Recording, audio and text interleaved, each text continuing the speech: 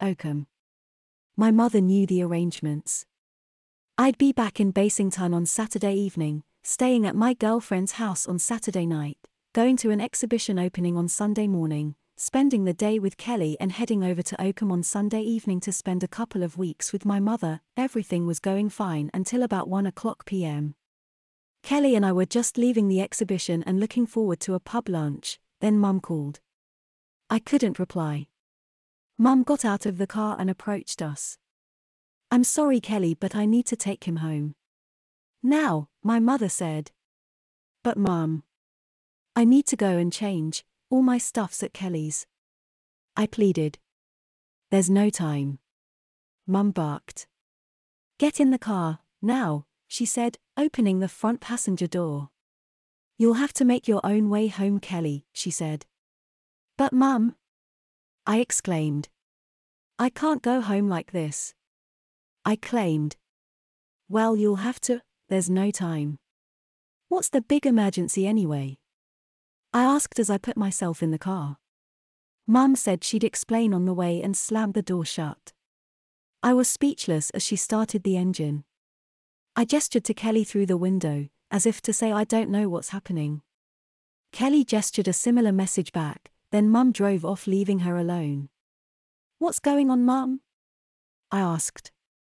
"Your grandmother's been taken ill and I need you mind Billy," she replied. "Can't one of the neighbors mind him?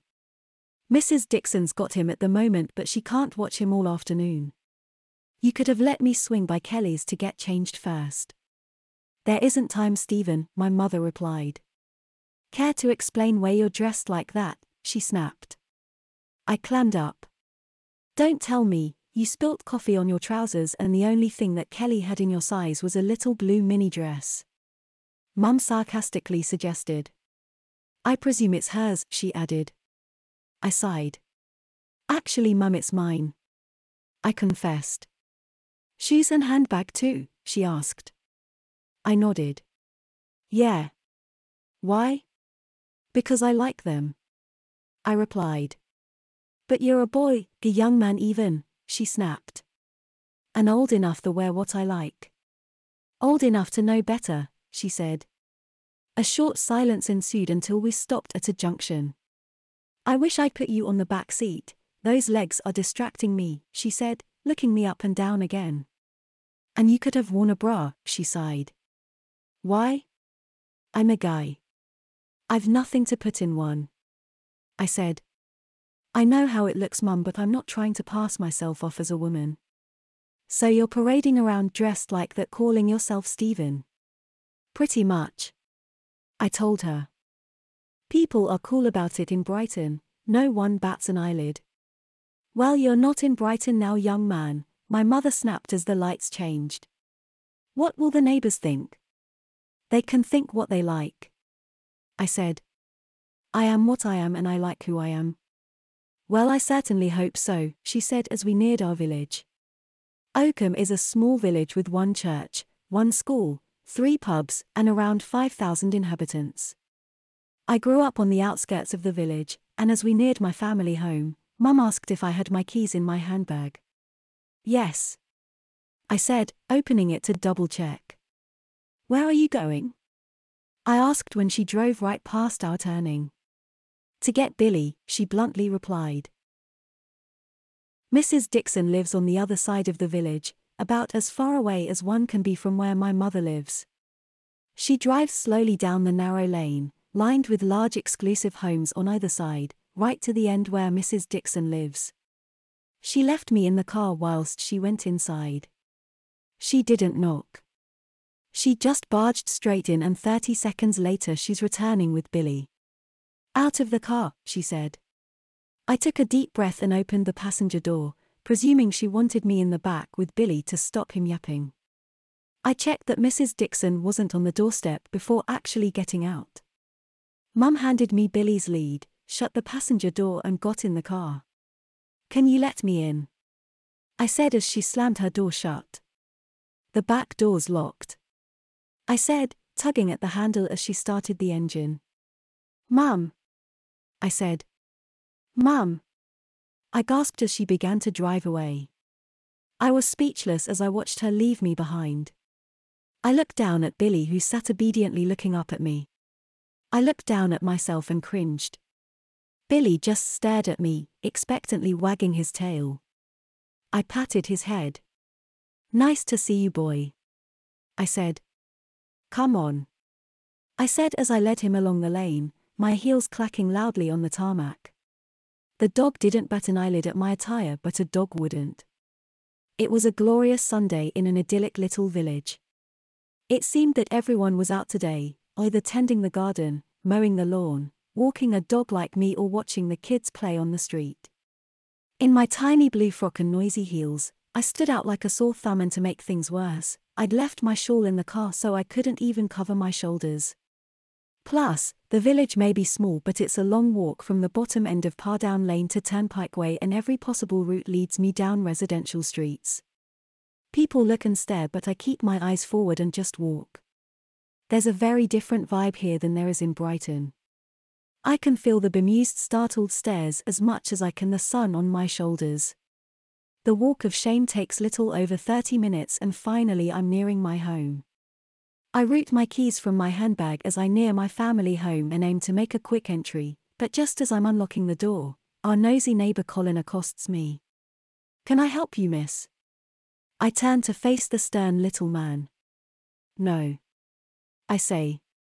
"What are you doing? You don't live there," he says.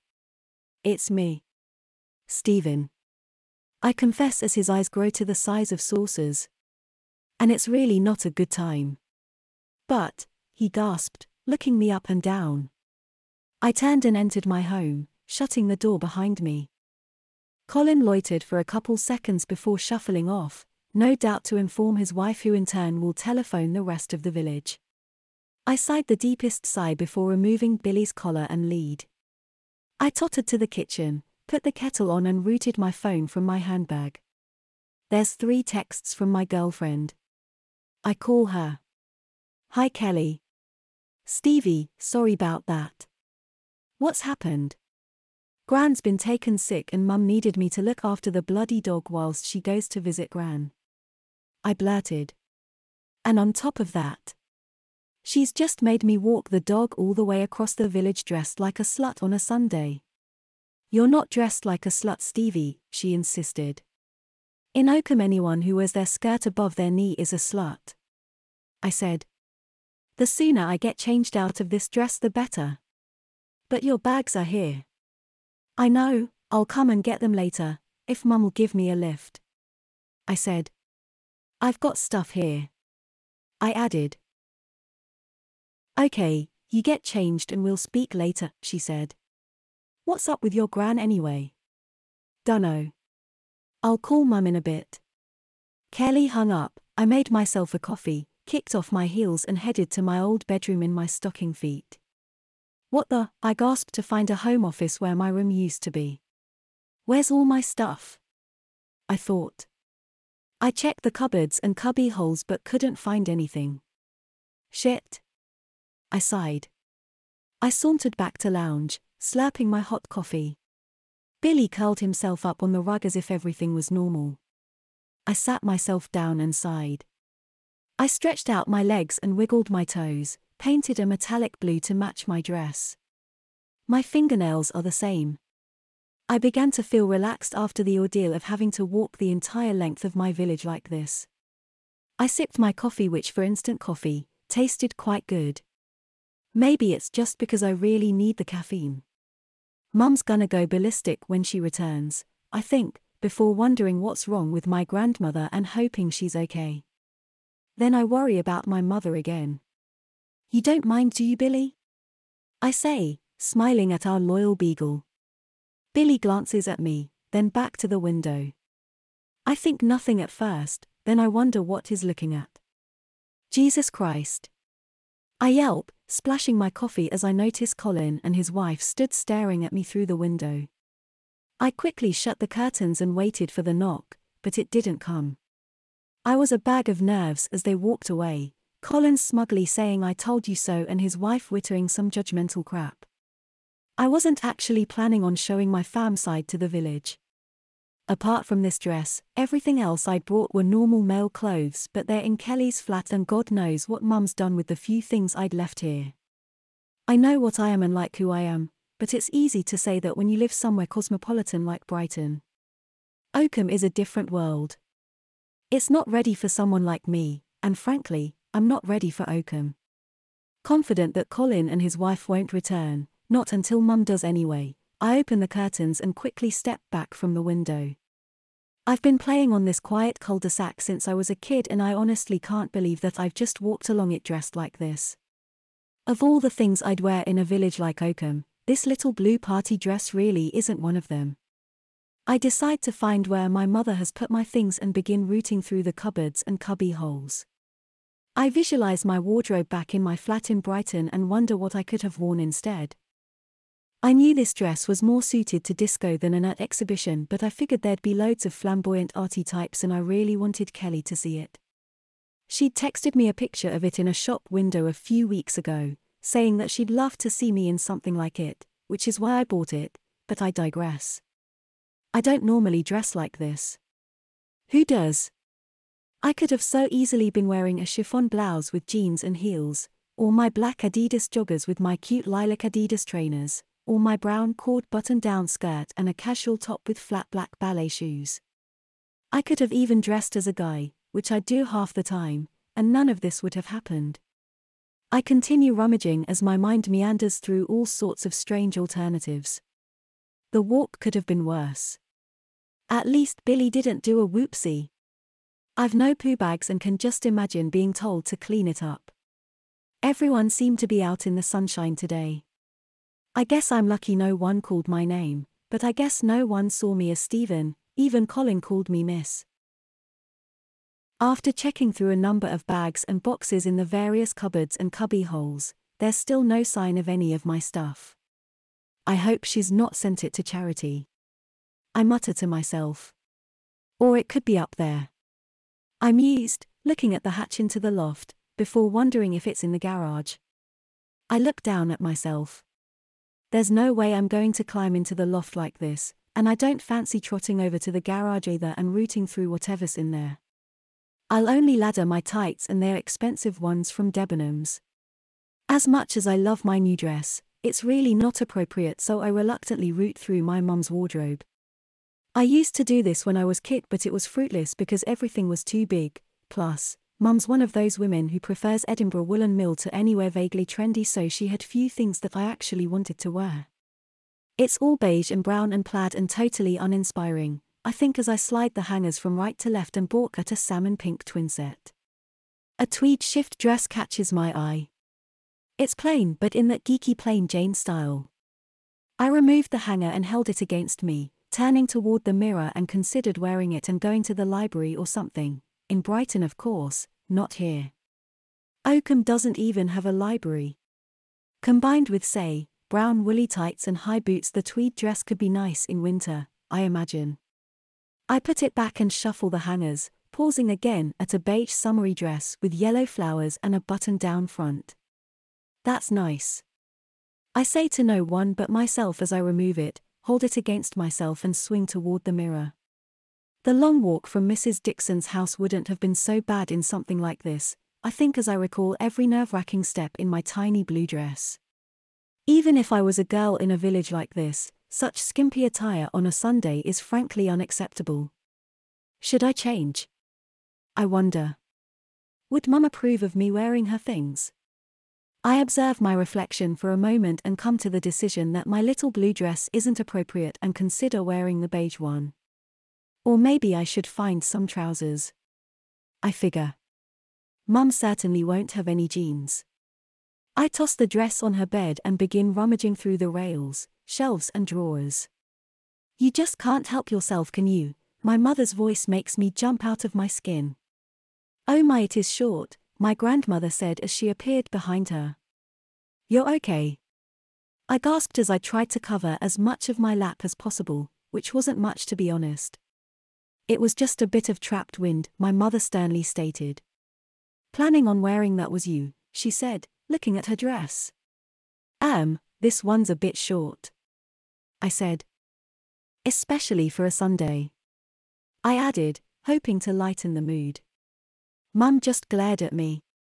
My grandmother peered over her shoulder bearing a very wry smile. Where's all my stuff? I asked. I was going to find some jeans or something but. It went when I converted your bedroom into an office, she said. There's a few bits in the loft but all your clothes went to charity, I'm afraid. I figured as much. I looked everywhere. I replied. My mother picked up her dress and returned it to the wardrobe. I guess I'm not wearing that then, I thought as she shut the doors. Out, she said, pointing to the door. I hung my head and scurried past my grandmother. In the hallway I paused, wondering whether to go right into the lounge or left into the kitchen. Kitchen! Mum barked. I went and they followed. Are those your shoes? I gulped and nodded. She told me to put them on. I've got my bag of clothes at Kelly's, I said as I slid my feet into my shoes. Boys' clothes. I added. Can we drive over and get it? I asked. Please? I gulped. Your grandmother needs some Rennies. Mum said. Can you pop to the shop and get some, please? You know I can't, not like this. I said. I presume you walked all the way from Mrs. Dixon's like that? Yeah, and everybody saw me. So you've nothing to worry about. Mum said.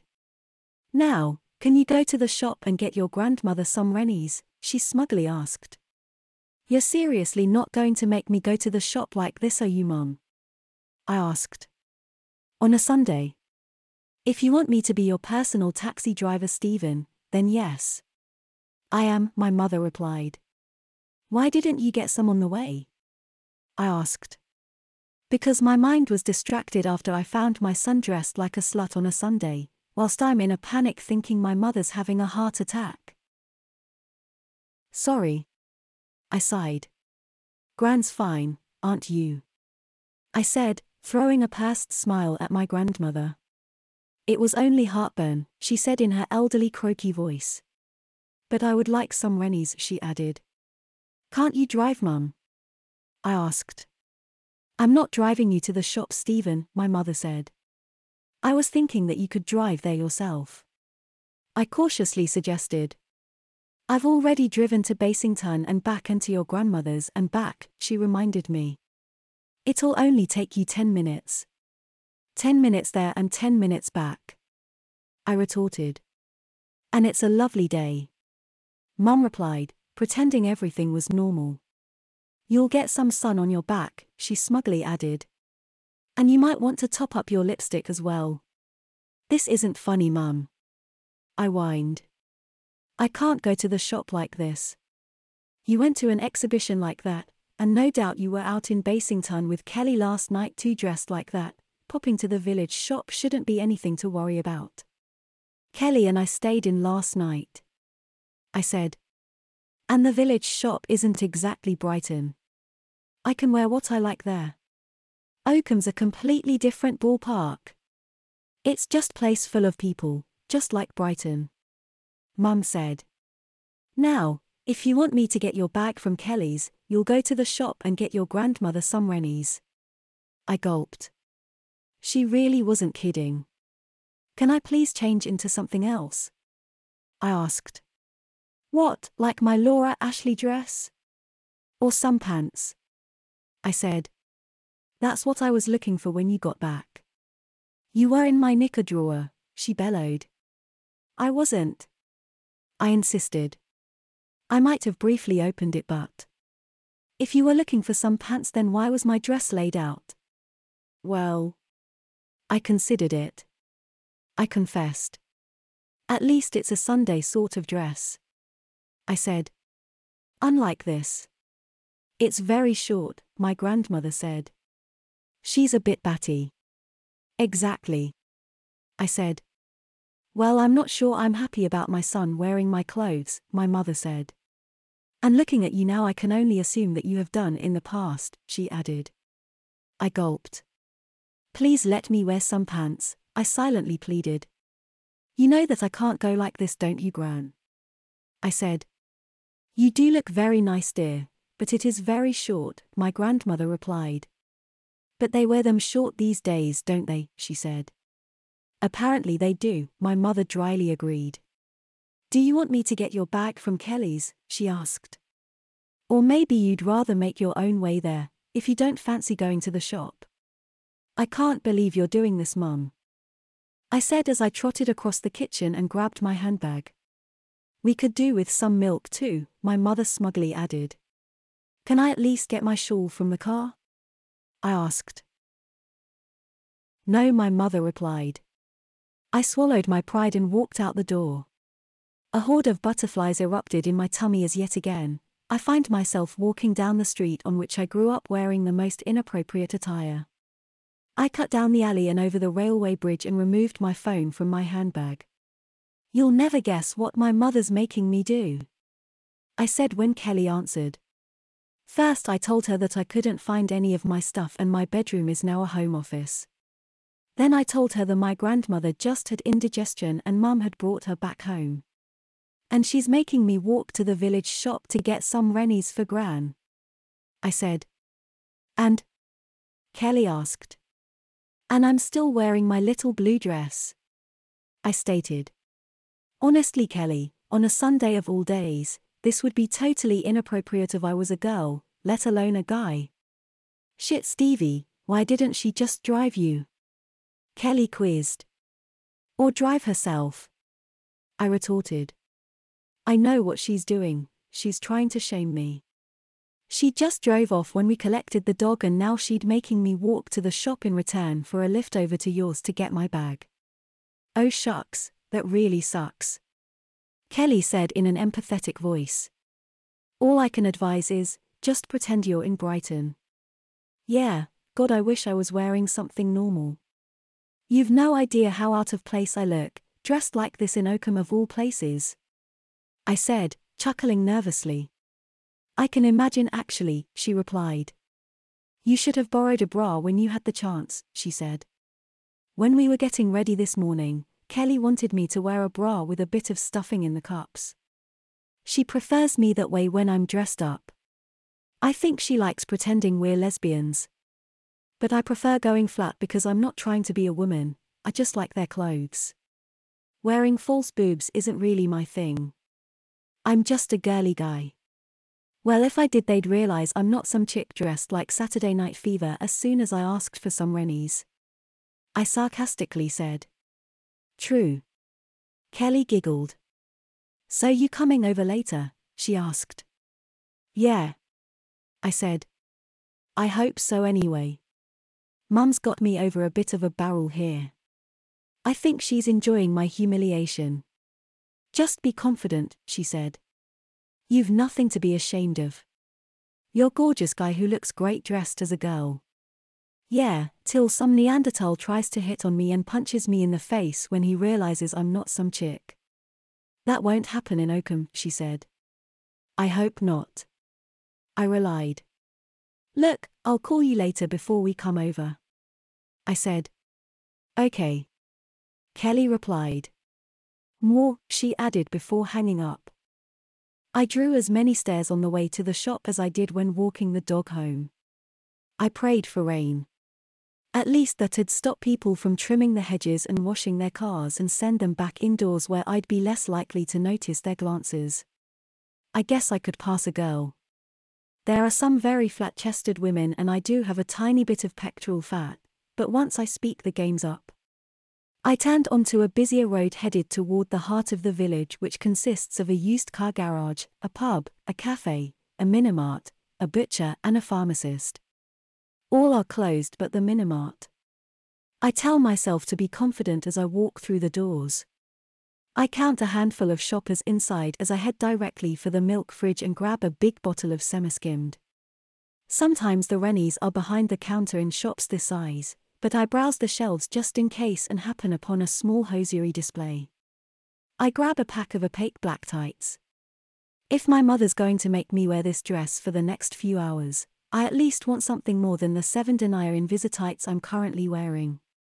I soon find the cough sweets, painkillers, sun cream and assorted remedies, but no rennies. I approach the counter and ask and get that oh so familiar look, the one that says you're a guy. I wish I could say I'm doing this for a bet. I said, sighing at my attire as I put the milk and tights on the counter. But believe me, it's closer to blackmail. I added. Please tell me you've got some Rennies, otherwise I won't get my own clothes back. Teenage pranksake, the man behind the counter said. Someone certainly done a convincing job on you, he added. Yeah. I chuckled. My sister and her mates. I claimed. He slid open the screen to reach the Rennies and I saw the cigarettes. I gave up 18 months ago, but. Could I have 20 Regal King's Eyes and a lighter too, please? I asked. ID? I wish I'd thought of that before I decided I need a cigarette to calm my nerves. I nervously opened my handbag, pulled out my purse and removed my college ID card that clearly states both my name and date of birth. The guy checked it before asking if I'd need a bag and scanning the items. That's £19.63 please. I removed my debit card from my purse and waved it over the card machine. The man handed me the bag and receipt. Thanks. I said, stuffing my card and receipt into my purse, putting my purse back in my handbag and clipping it shut. Bye. I smiled before stepping back into the sunshine. I grimaced as I walked away. My hints that my sister had dressed me like this and sent me to shop might have been more convincing had I not had my cash card and ID in what was obviously my purse. I kept my head down and walked all the way home again, past the kids playing in the street, the guy polishing his car, the old lady pruning her roses whilst her hubby trims the hedge. The alley back to the cul-de-sac takes me back over the railway bridge. The narrow steel structure clanks loudly under my heels. So much so I wonder if Mum can hear me coming. I doubt the sound could carry that far, but as I approach the house, I see Colin and his wife sneering out of their window at me. I cast them a cocky yet scornful smile and continue past. Mother greets me with a smile that's a combination of triumph and disdain. I rummage into the carrier bag and remove the Rennies and hand them to my grandmother. Oh, thank you, dear, she says. I put the milk in the fridge. Thank you, my mother chirped. What else have you got? She asked, spying the other item through the milky white plastic. I removed the tights. If I've got to wear this till I get my other clothes from Kelly's, I'm at least gonna wear some thicker tights. I said, taking myself to the bathroom and locking myself in.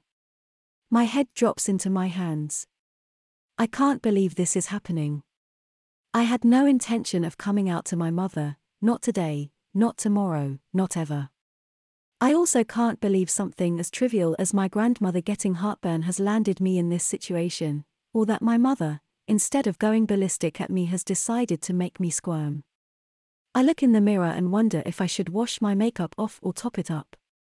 I sit on the toilet seat and remove my shoes, before carefully removing my tights and wrapping them around my hand. They cost £12.99 and I'd be really annoyed if I laddered them on their first outing. I rearrange the contents of my handbag, putting my compact and lippy in one section with my purse, leaving a snag-free zone for my tights. I pull on the opaque tights which for a summer's day like today, are on the thick side, but my modesty comes before comfort in this situation. Slip my feet back into my shoes and look down at myself. I look at my face in the mirror once more and sigh. Well, that's a little better, I suppose, my mother says when I return. Topped up your makeup as well, I see. Well, it was either that or wash it off. I grumbled. Topping it up seemed quicker. My mother retorted, making me feel like the naughty schoolboy. When can we go to Kelly's? I asked. Later, my mother replied. You've got a lot of explaining to do first, young man. I still can't believe it, Stephen, my grandmother said. He used to be so handsome. Who'd have thought he'd make such a convincing whore, my mother scornfully added. Don't say that, Mum. I whined. Well, what do you expect me to say? She quizzed. Hi son, love the dress. And great legs by the way, she mimicked. Yes. I thought. No. I said. I dunno, Just don't call me a whore. The chat. I had a lot of explaining to do, but where to start? I told her a story of my fledgling intrigue, wondering how the girls coped in their short skirts in the winter, wondering what it must feel like in the howling wind or biting cold. Then comes summer when it's too hot for long trousers, I envied their short skirts. Then at the year 6 prom where we, the boys, all turned up wearing cheap ill-fitting rented tuxedos and looked like a nervous waddle of penguins whilst the girls were a resplendent display of every colour imaginable. They wore long dresses, short dresses, knee-length, floaty or fitted with straps or sleeves and even strapless styles. Their hair was up or down, their makeup thick and glamorous. There were plain Janes who'd clearly raided their auntie's wardrobe for something grown up with questionable results, I recall, but the point is, the girls wore all sorts of interesting clothes whilst us boys all dressed the same, and I envied the girls. I wasn't surprised when Mum asked if I was gay and she wasn't surprised when I told her I wasn't.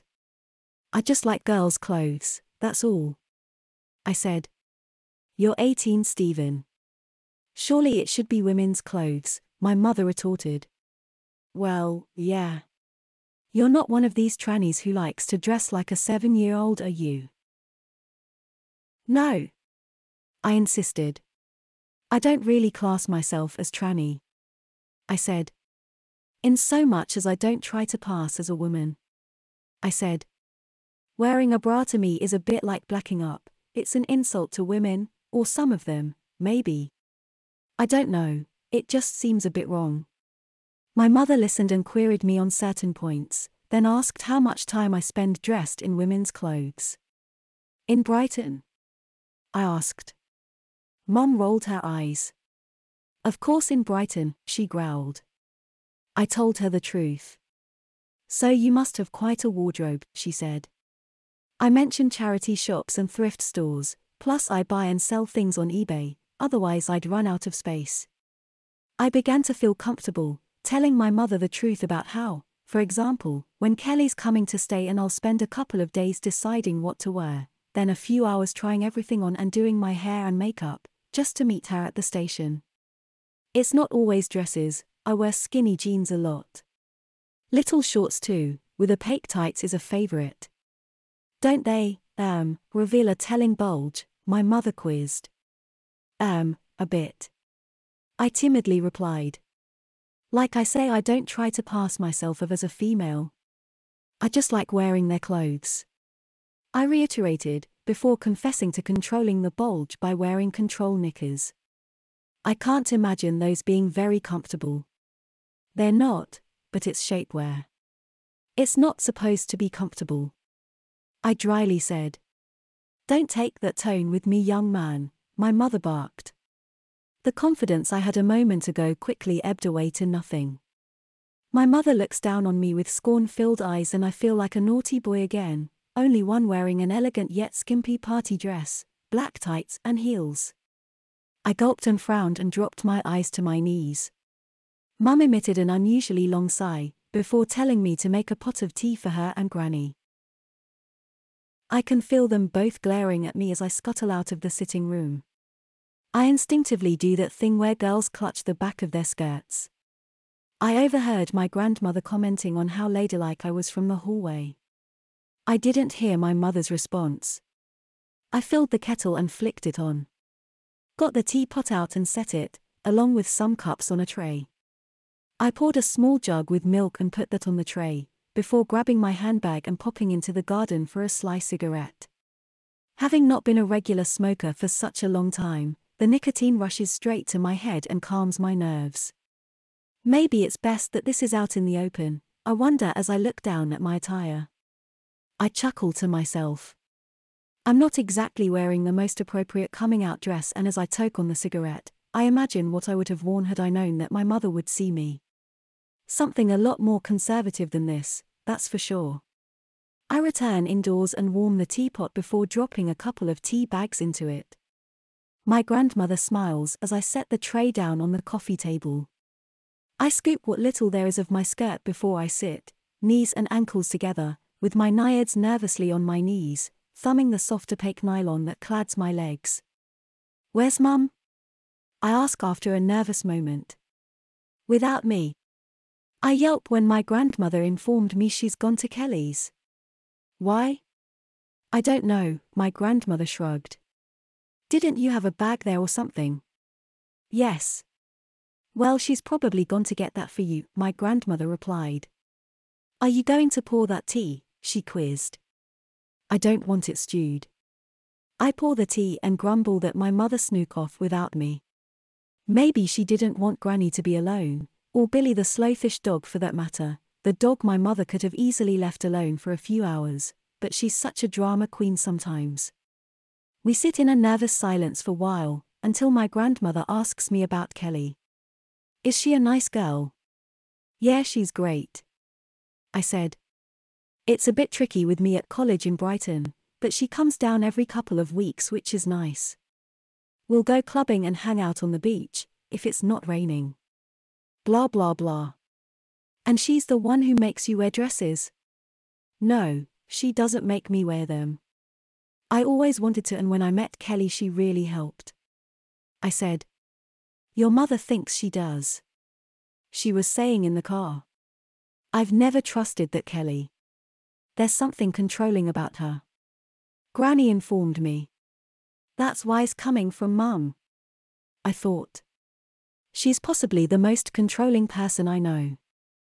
That's another reason why I prefer Brighton and why I'm planning on spending only a week or two at home during the 7-week summer break.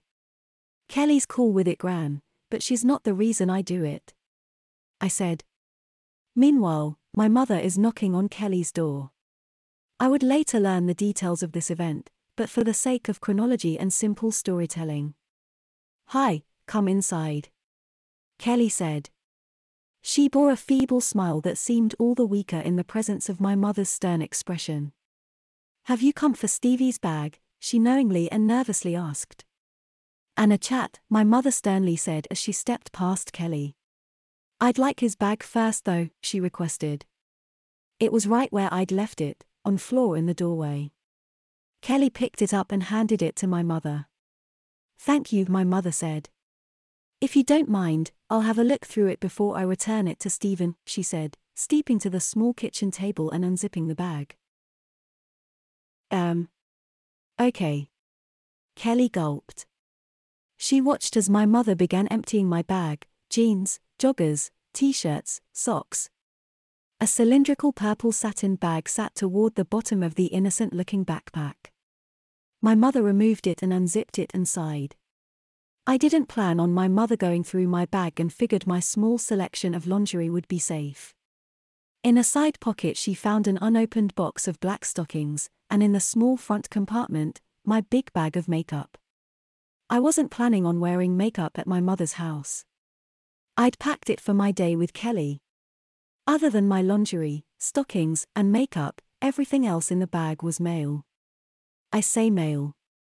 Some of my tops and t-shirts came from the women's departments, as did a couple of pairs of my jeans, and a jumper, but aside from a slightly better cut, they don't look overtly feminine, nothing at all like the tarty little frock my mother found me wearing just after lunch. There's this too, Kelly said, handing my mother a folded vinyl bag with a hanger inside. It's for his she said. Dress, my mother sharply said as she snatched it from her. Now, Kelly, would it be too much to ask that you to stop seeing my son, my mother said. You're a bad influence on him and frankly, dear, he's better off without you. Kelly croaked. I was only trying to help him, he was already dressing up. Maybe I did encourage him a bit too much, but at least I stuck by his side. Is that yes or no? My mother bluntly asked. Well, I was thinking of finishing with him anyway, he's a nice guy and all, but, since he went off to Brighton, I've been seeing a few guys and I see, my mother said as she tailed off. Well, that was easier than expected. I think Stephen might be in love with you. I know, and I feel really mean. I was trying to work out how to do it, you know, let him down gently, and you've done me a favor, really, she said. If Stephen tries to call you, ignore him, she instructed. Okay. Kelly timidly said. Sorry, she hesitantly added. It's not me you should be apologizing to, young lady, it's my son, my mother told her. But I'll deny you that opportunity. Stephen's back with me now, and that's where he's staying.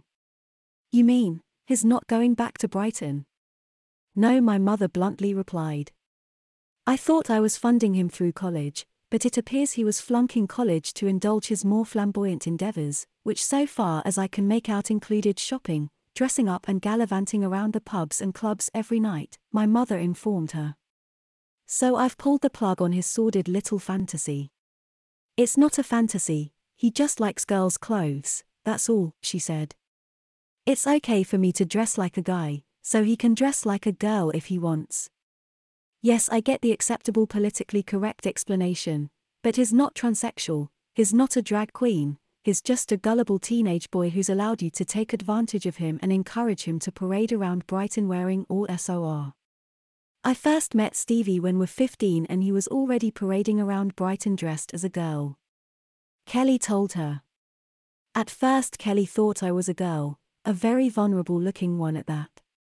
She suspected I was a runaway and approached me. I didn't expect to see anyone from school on Brighton's seafront and didn't even recognize her until it was too late. Hey, aren't you a boy from my school, in Basington? She said. I couldn't deny it. She was too close. But she said she liked my skirt and promised not to tell, and it was such a random chance that it felt like fate. Little did I know that my loyal girlfriend of almost 2 years had broken up with me by proxy, and that proxy is my mother. I had to wait until Mum returned with my backpack before that particular bombshell was dropped on me. There you are, my mother said as she handed me backpack. Finally. I gasped, taking hold of it. What? I gulped as the S squished out of it. Mum, where's my stuff? I asked, realizing the bag was mostly empty. I've confiscated most of it, my mother told me. But there were a few things you'd left at Kelly's that she's kindly returned to you, she added in such a menacing way it sent a shiver right down my spine. You might want to check that everything's there, she said. Such as all the bras that you told me you didn't wear, she added. It's Kelly who likes me in a bra, she bought me them. I said. I'm not a fan. Like I said. They're a bit wrong when I'm a guy. Well, from a feminist's point of view, I'm not sure whether to make you wear them or burn them. I couldn't help but chuckle, but I remained really quite worried. My mother's general aura was quite dark and foreboding, and she didn't crack a smile. Granny was in the lounge watching Songs of Praise or some such Sunday night television staple. My mother told me to check the contents of my bag and wanted me to do it in front of her. Please, Mum, this is like private stuff. It's stuff that's been paid for with the allowance I give you each month, so it's mine as much as it is yours, she said. Now empty the bag, she ordered. You can start with the pack of stockings in the side pocket, she said. I didn't really have a choice. And Mum knew what was inside anyway. The big problem was I didn't. What exactly did I leave at Kelly's? I begged my mother one more time not to make me go through the bag in front of her, but she suggested calling my grandmother though to watch. I gave in and removed no less than 6 bras, 5 of which had matching knickers and 2 had matching suspender belts as well. Kelly bought me all of these, I said, before removing a little satin nightie and my pink shorty PJs. There's a little black beach dress which I'd wondered what had happened to, and to add insult to injury, the cheerleader fancy dress outfit I'd worn last Halloween. You must have been freezing, my mother exclaimed as she picked up the tiny skirt that's barely longer than its built-in shorts. I wore some of those really thick ice skating tights. I replied. It was chilly but not too bad. I recalled. We were in the clubs mostly anyway. My mother exhaled in exasperation. Hearing all this, Stephen. I don't know if it's a curse or blessing that you're a boy. At least when you're slotting it around Brighton, there's no danger of you coming home pregnant. Mum, don't say that. I'm not slotting it around. I insisted. Kelly's usually with me and I usually dress a lot more modestly than this. I said, gesturing to my tarty blue dress that barely covers my legs. Yes, Kelly. My mother said. I asked her to stop seeing you. You can't do that. I said. Well, I did, and she said yes. It appears that your beloved Kelly has been seeing, and these are her words, a few other guys since you moved to Brighton, my mother informed me. She said she was thinking of dumping you anyway, and my request did her a favor. I don't believe you. Why else would she give me all of your things? Maybe you just took what you could find. Well, I didn't notice any name tags in your bra, Stephen, and you didn't say they were hers. I'm going to call her. I said, where's my handbag? Have you any idea what it feels like for a mother to hear her son say, where's my handbag? She knocked. I fetched it and removed my phone. I also asked her to ignore you if you call, my mother informed me as I called her number. She said she would. I need a cigarette. I said, taking myself, my phone and my handbag outside. Smoking too, my mother gasped. Seems that way. I'd have thought it'd be the least of your worries. I went out into the back garden with my phone to my ear. Pick up, Kelly. Pick up. I said as it rang and rang. I rooted my cigarettes out and lit one. I quickly texted Kelly, please answer the phone. Need to talk X. I took a few drags of my cigarette and noted my lipstick imprinted on the filter, before dialing her number again. Please Kelly, come on. I said to myself as it rang and rang. Eventually it went to voicemail. Kelly, it's me. Look, Mum said she asked you to dump me and she says you have. I don't believe her, but if it's true, I need that thing off you, you know, that small thing. Please call me back. I ended the voicemail knowing that there's a strong chance that she won't listen to the message, but I'll just have to keep trying. I went back indoors to find my mother emptying my little purple bag that I'd hidden my small selection of lingerie in. Shame flooded through me when I saw my knickers laid out on the table. Despite all the satin and lace, some of these don't look like women's knickers, my mother said. I glumly told her about the handful of shops in Brighton that cater for crossdressers, which is where one can buy feminine undies that have been cut to fit the male body. These two.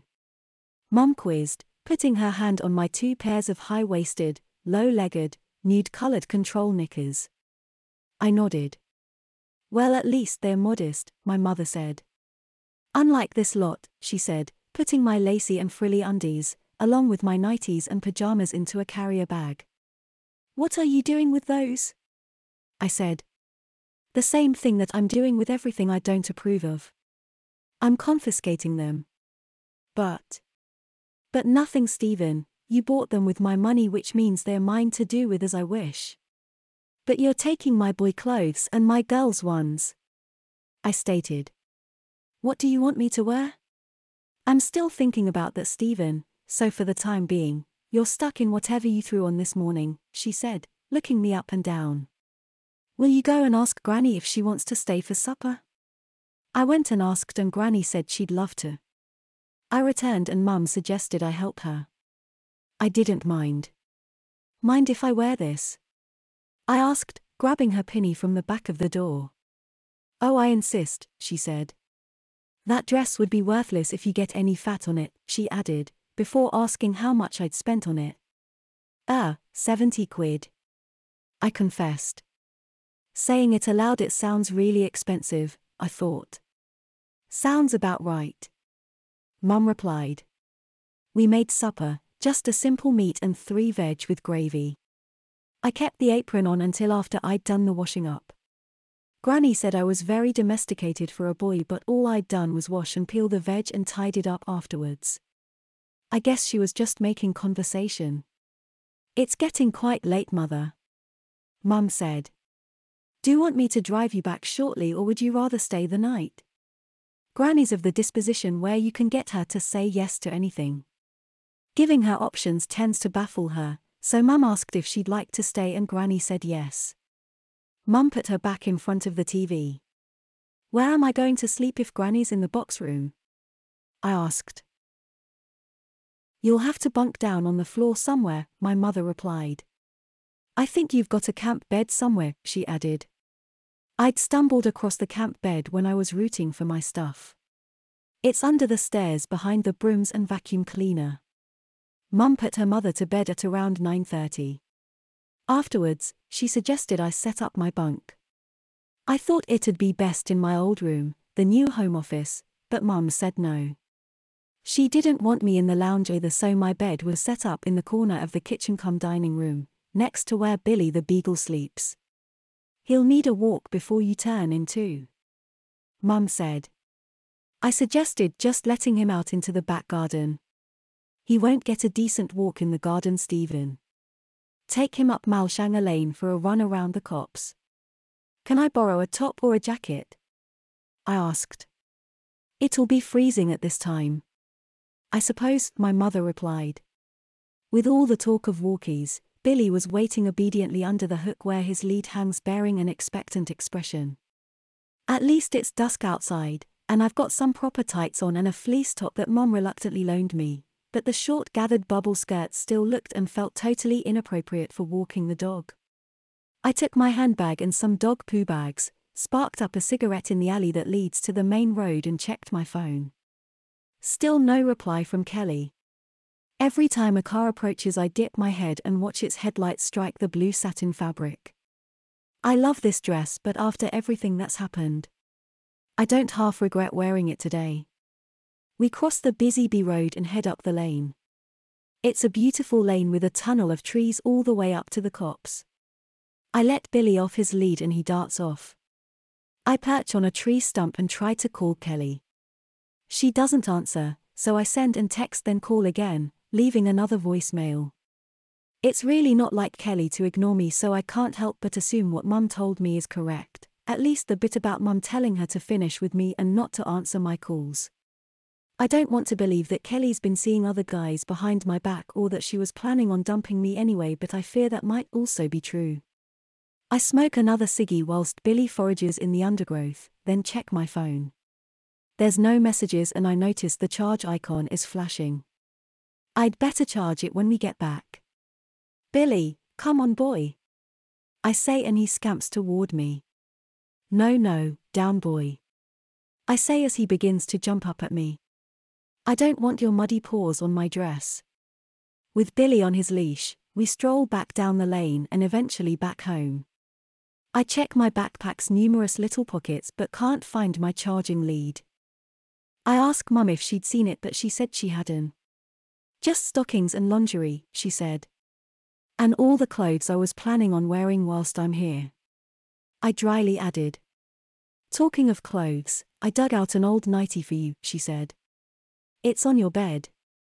I grimace at the polyester garment that's laid neatly on top of the camp bed in the corner of the kitchen-cum-dining room.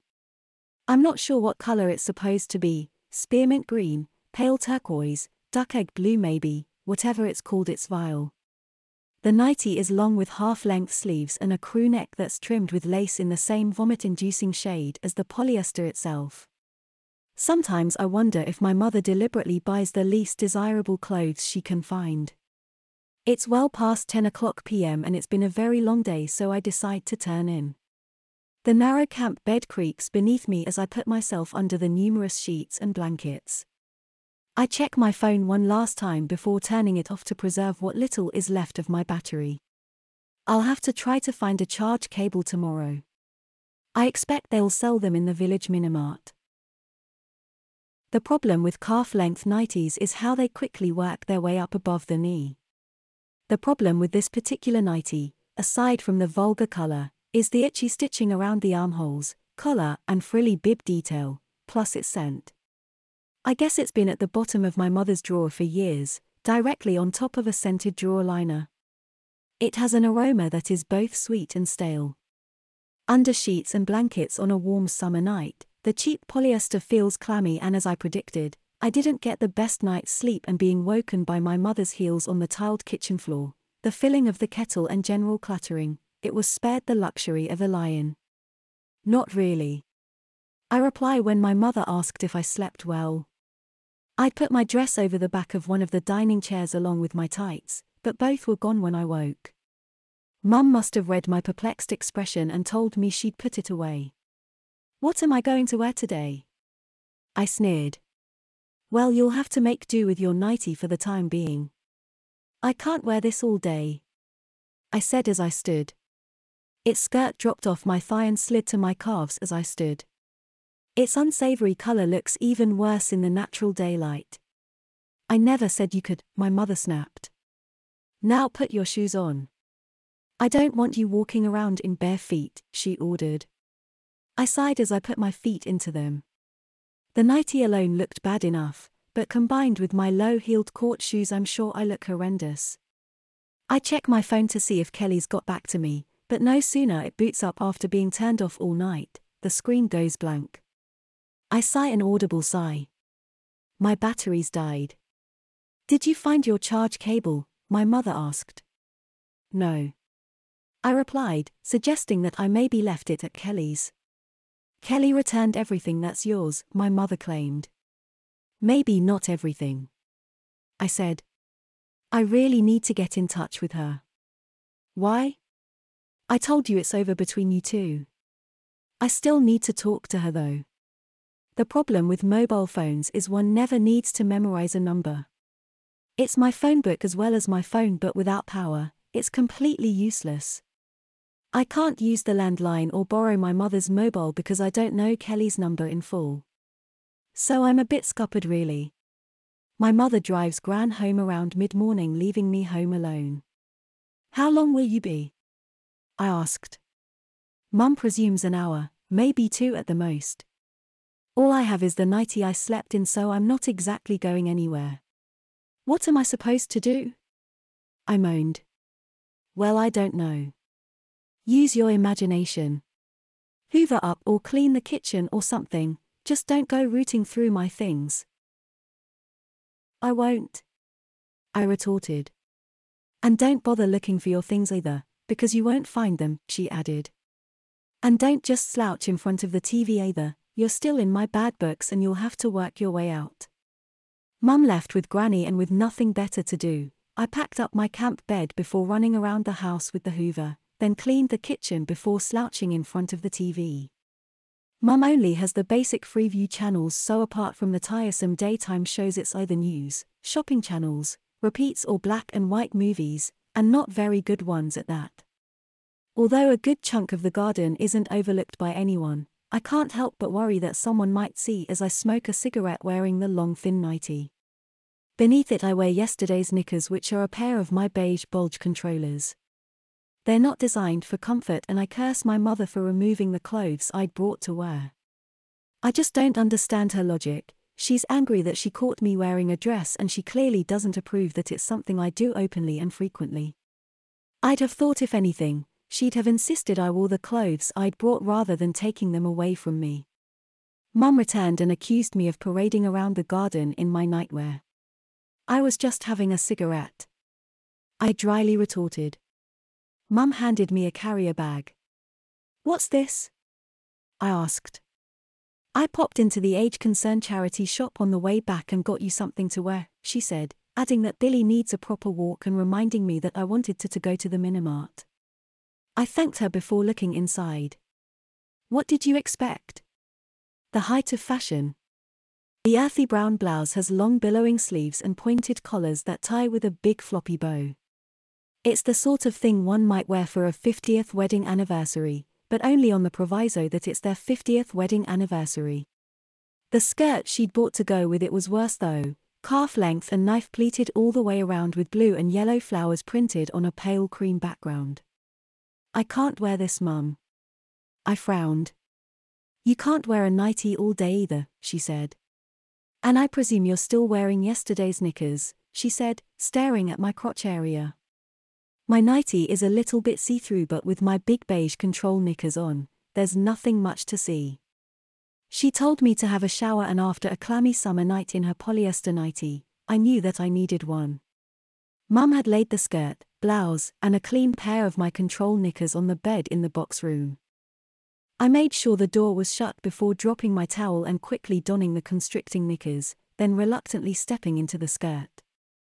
It looked horrible and hung horribly, as did the blouse, which really didn't go with the skirt. I look ridiculous, Mum, I said when I presented myself to her. It's certainly more appropriate than the little number you wore yesterday, she spat as she looked me up and down. You're enjoying this, aren't you? I said. Ridiculing me. I added. You ridiculed yourself all on your own yesterday, Stephen, she retorted. At least now there's a lot less flesh on display, she added. And you owe me £7. What? 3 for the skirt and 4 for the blouse, she stated. There's cash point in the Minimart, she informed me. Mum insisted that I did my hair and applied some makeup and stood over me and watched. You've certainly done it before, she said as I dusted my face, painted my eyes and applied a touch of mascara. I opened one of the 2 lipsticks I had in my handbag, but Mum demanded she see it before I apply it. She asked for the other one and didn't approve of that shade either. She went to her room and returned a moment later. Try this, she said. I grimaced at the bland peachy brown shade that no woman this side of 35 would ever consider wearing. That's better, she said. I looked up at her with pleaful eyes and gulped. I'd put my shoulder-length hair in a quick and easy updo, but my mother wasn't overly keen. She pulled out the bobble and clips that held it in place, and after pulling a brush through my hair, she folded into a French pleat, held in place with about 50 bobby pins. I look about 40 with it like that. I whined. This is Oakham, it's hardly the centre of high fashion, she replied. Still desperate to get in touch with Kelly, and in need of a charge cable for my phone, I had no option but to walk all the way to the village store again. At least it's a Monday and the kids are all in school, so the residential streets I have to walk are much quieter than they were yesterday, but in my ill-matched middle-aged attire, I stood out all the more. The walk to the Minimart takes 10 to 15 minutes. Billy came with me and I tethered his leash to the handrail outside. Still trying to win a bet, the man behind the counter asked as I approached. Don't ask. I said, before asking if he had a charge cable for an iPhone. He shook his head and said I'd have to go into Basington for something like that. Oh cripes. I frowned. I'm desperate to charge my phone. You don't use an iPhone, do you? Android, he shrugged. Okay. Thanks anyway. I said before leaving the shop empty-handed. I return home going the long way around, past the old rectory and up Station Lane where I could let Billy have a run. I returned home about 1 hour and 2 cigarettes later. Sorry I forgot. I whined when Mum asked for the £7, and the bitch made me walk all the way back to the Minimart where I withdrew £10 in cash. I returned home and Mum gave me the £3 change, then watched with bemusement as I dropped the coins into my purse. Do you even have a wallet? She asked. I skewed my jaw and shook my head, then sheepishly asked if she could drive me into Basington where I could buy a charge cable for my phone. I'm not your personal taxi service, Stephen. Well, I can't go on the bus dressed like this. Why don't you ask Colin next door if he's got one, she suggested. I know he's got one of those iPad things. I'm surprised he's not been round. I grumbled. I'm not, my mother bluntly stated. We're not exactly on speaking terms these days. I didn't like the idea of knocking next door, so I dismissed that suggestion. There's no way I'm going to get the bus into Basington either, although I could buy myself some more suitable clothing once there, and maybe call round to Kelly's, but the more I think about what Mum said, the more I'm beginning to believe it's true. She has fobbed me off a few times in recent months, leaving it 4 or even 6 weeks between visits. Our relationship was somewhat complex, and not seeing her for a month or longer always left me feeling frustrated. Well, if you've nothing better to do, you may as well do some housework, Mum suggested. I've already hoovered down here and cleaned the kitchen, I said. Mum shrugged and said she didn't want me sitting around idle all day, and gave me a duster and some furniture polish, and I spent the next couple of hours dusting and polishing the entire house, then hoovering upstairs and the stairs themselves. Stephen. Stephen. I heard my mother holler over the sound of the vacuum cleaner. I turned and almost jumped out of my skin to see not only Mother, but Mrs. Dixon too. Turn that off, will you? My mother instructed. Emma's Dixon's eyes grew to the size of saucers as she stared at me. I thought you had a cleaner for minute, she said to my mother, before looking up at me. I didn't recognize you, Stephen. I wanted the stairs to open up and swallow me whole. Hello, Mrs. Dixon. I timidly stammered. You look, nice. Mrs. Dixon said, clearly trying to stifle a snigger. He looks ridiculous, my mother stated as they both glared at me for a long, uncomfortable moment. I popped round to ask how your mother's doing. Mrs. Dixon asked my mother. I've been beside myself with worry, you were in such a fluster when you collected Billy. Mum's fine, my mother told her. It turned out to be nothing more than heartburn, she added. Stephen, on the other hand, my mother said, turning her yes toward me, has been spending his time in Brighton dressing up in women's clothing rather than buckling down to his studies, she said as I hung my head. Mum described the moment she caught up with me at the exhibition that Kelly and I had visited. That was Stephen getting out of your car? Mrs. Dixon gasped. I wondered who she was. Well, now you know. She was him, Mum stated. I gulped and hung my head a little bit more. Come through. I'll make a pot of tea, Mum said. In fact, Stephen can make the tea, she added. You can finish your hoovering later. I wound up the vacuum cleaner's cable and parked it at the foot of the stairs, before sheepishly going through to the kitchen diner. I didn't notice his shoes, Mrs. Dixon commented after my heels struck the tiled floor. My mother replied with a derogatory groan, before pointing out just how accustomed I am to heeled footwear. He's shaved his legs too, Mrs. Dixon noticed. My mother groaned. The two women sat at the table whilst I prepared a pot of tea. My hands were visibly trembling as I put out the cups and dropped a couple of tea bags into the pot. By the time I'd made the pot of tea and parked it, along with 2 cups, the sugar bowl and a small jug of milk on the table, my whole body was trembling. I sloped off to the tiny box room, sat on the bed and dropped my head into my hands. Oh God, why is this happening? I whispered to no one but myself. Meanwhile, my mother is telling her visitor everything. I was so angry with him. When I collected Billy from you, I told him to get out of the car and just drove off.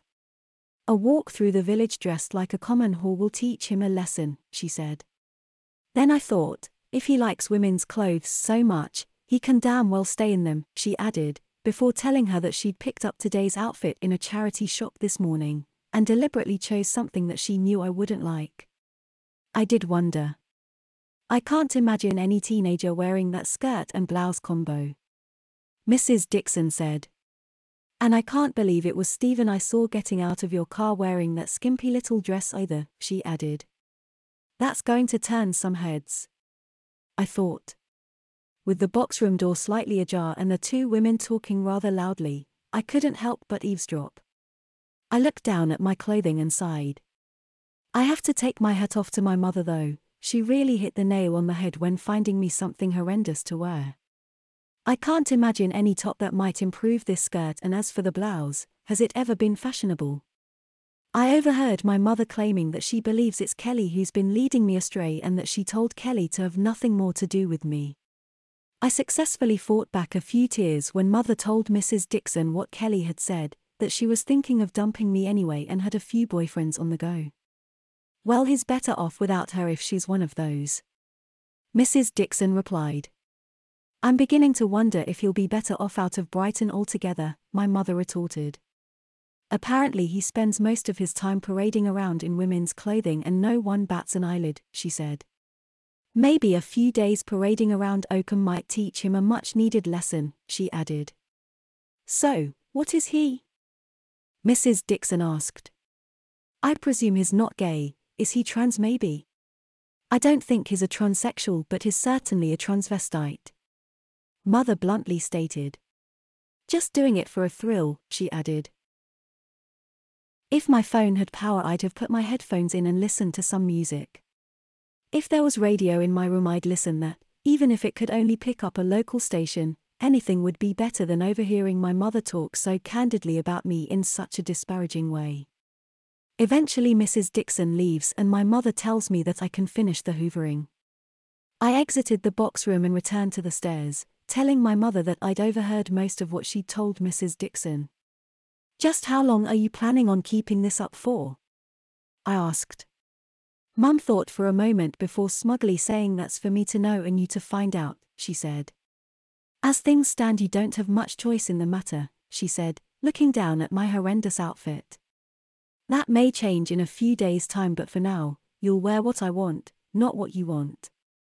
"That's not fair," I whined. "If you hadn't overreacted when Gran got sick, you'd have been none the wiser." "I may have overreacted, Stephen, but I'm all the wiser for it," she stated. I gulped and hung my head. Mum turned on her heel and walked away. I plugged on the vacuum cleaner and continued hoovering the stairs. Mum made supper for 5 p.m. and I cleaned up afterwards. I checked my phone several times, hoping it had somehow found a little bit of charge in the battery, but no, it's completely flat. We watched TV for the rest of the evening and I wondered if Mum was deliberately selecting the dullest programs in order to bore me senseless or if she actually watches this crap. Meanwhile, our slowfish beagle slouched on his bed until around 9:30 p.m. when he became animated. "Can I borrow that fleece again, please?" I asked when Mum said I needed to take the dog for his walk. By the time we'd reached the lane, I wished I'd asked what happened to the opaque tights I'd bought because this thin pleated skirt provides no resistance from the twilight chill. My legs were covered in goose pimples and I physically shuddered, then I remembered that I have my new tights in my handbag. I imagined the scene, perched on a tree stump at the copse whilst Billy forages through the undergrowth. I'm donning my tights when someone drives past, or worse, another dog walker appears, a chatty one at that. I decide to generate some heat by walking briskly. My noisy heels clack loudly on the tarmac whilst my calf-length skirt billows behind me. Despise it as I do. I can't deny that my unfashionable pleated skirt is more appropriate for walking a dog than last night's little dress was. It's after 10 p.m. when I return. Billy goes directly to his bed where he pretends to sleep, but he's always got one eye open. After spending last night on a bunk beside him, I'm looking forward to a proper bed and decide to turn in. My mother insists that I wear the nightie again and I struggle to work out if it's better or worse than the skirt and blouse that hangs from a hook on the back of the door. The following morning, after a really good night's sleep, I don the horrendous skirt and blouse because that's all I have. Mum insists I wear my shoes when I'd rather mill about in bare feet. At least they're only a 2-inch heel. It could have been worse, I figure. "Oh, I forgot to mention yesterday," Mum said over breakfast. "I noticed that Mrs. Dixon uses an iPhone similar to yours. Maybe she's got a charge cable you could use. Could you ask her?" I asked with some enthusiasm. "You could walk over after we've been to see your grandmother. Could you drive me? Please." "I'll drop you off on the way back," she said. I sat in the back of the car with Billy. I can't believe I'm letting my mother do this to me, but what choice do I have? I can't help but think about Kelly. I'm both gutted and scathing, but I really need to talk to her. I imagine she's no idea what my mother's putting me through and wonder how she'd react if she knew. I guess she might say, "Hey, that's great. You were always worried about your mum finding out," and I'd reply telling her that she doesn't understand and that I'm not wearing my own clothes, but a dreadful outfit my mother got from a charity shop. Maybe I won't mention it when I get to speak to her. I don't really want her to know, especially if she's dumped me. We arrive at my grandmother's house and she compliments my clothing. She's probably old enough and batty enough to think that my skirt and blouse is nice. Mum asks how she's been since the heartburn scare and generally fusses and gossips, the sort of nonsense that only women of a certain age can understand. After an uncomfortable 10 minutes just loitering, Mum puts me to work washing dishes and wiping worktops, mopping the lino, dusting the mantel, coffee table, sideboard and every ornament on them. "He's very domesticated," my grandmother twittered as I half-heartedly cleaned her small bungalow. "He is," Mum replied. "I think he enjoys pretending he's a woman and doing what he thinks is women's work," she added in a most belittling tone. It's not like that, Mum, I claimed. I don't pretend I'm a woman, I just like the clothes, I said. Apart from these ones. I sneered as I looked down at my garish skirt and earthy brown blouse with its big limp bow hanging down the front. I think you look very nice, my mother lied, adding that my bland brown lipstick goes perfectly with my blouse. My grandmother agreed, but she would. Mum made Granny another cup of tea and asked if she'd like a sandwich making. She offered me one too. Please, I humbly replied as I dusted the top of the TV. Mum soon delivered a spam and mustard sandwich, then suggested I clean the bathroom before we set off back. On the way back to Oakham, I complained that I'd had to clean the whole house whilst there. Your grandmother was very grateful. I'm sure her home help will be too. That's my point, she has home help, so why did I have to do it? You need to be put to some use, my mother retorted. A moment later she drew my attention to a small row of shops. That's where I got your skirt and blouse from, she informed me. Judging by the 3 mannequins in the window of the Age Concern charity shop, the items my mother bought me are typical for that store. Not surprising really, since this suburb of Basington appears to have an average age of 50-something. As we neared the village of Oakham, Mum asked if I still wanted to call in on Mrs. Dixon. I did, and my mother said she'd drop me off at top of St. John's Road. But that's miles away, I whined. It's 10 minutes and Billy needs a walk. But I knew my mother wouldn't back down, so I gave up trying. At least with Billy by my side I at least feel like I've got a sense of purpose. Mum drops me off in the village and I walk briskly along the road, then down the lane, lined with large exclusive houses and neatly trimmed hedges. It's a single-track lane and I have to stand aside a couple of times to allow a car to pass. I keep my head down and respond to their appreciative wave with a coy pursed smile. Each time I wonder if they think I'm a young woman with no fashion sense and a flat chest, or a teenage transvestite with a very limited wardrobe. The first part of this walk of shame terminated at Mrs. Dixon's modest bungalow, a nondescript 1960s build that looks out of place amongst the more recent 4- and 5-bedroom homes. I swallow my pride and find some courage as I approach the door and ring the bell. As I wait, I look at my reflection in the glass front door and smooth my hair, which today is tied in a high bouncy ponytail. I run my fingers through it before pressing the doorbell once more. Oh fecking hell! I groan to myself as it dawns on me that she's not in. When I returned home some 30 minutes and 50 bemused glances later, my mother suddenly recalled that Mrs. Dixon attends the parish council meeting on Monday afternoon, but is always back by 3. Mum knows this because they often have afternoon tea, yet claimed it slipped her mind. I set off back at around 2:45 p.m. and call into the Minimart for another pack of cigarettes. My timing couldn't have been worse, as all the kids were leaving the village school, which meant lots of parents to look at me with perplexed expressions as I passed in my noisy heels. I can only hope they're staring at my horrendous outfit and not the 18-year-old boy who's wearing it. Oh, Stephen, Mrs. Dixon said when she answered the door. What can I do for you? She asked, looking me up and down with the same bemused expression as everyone else in the village.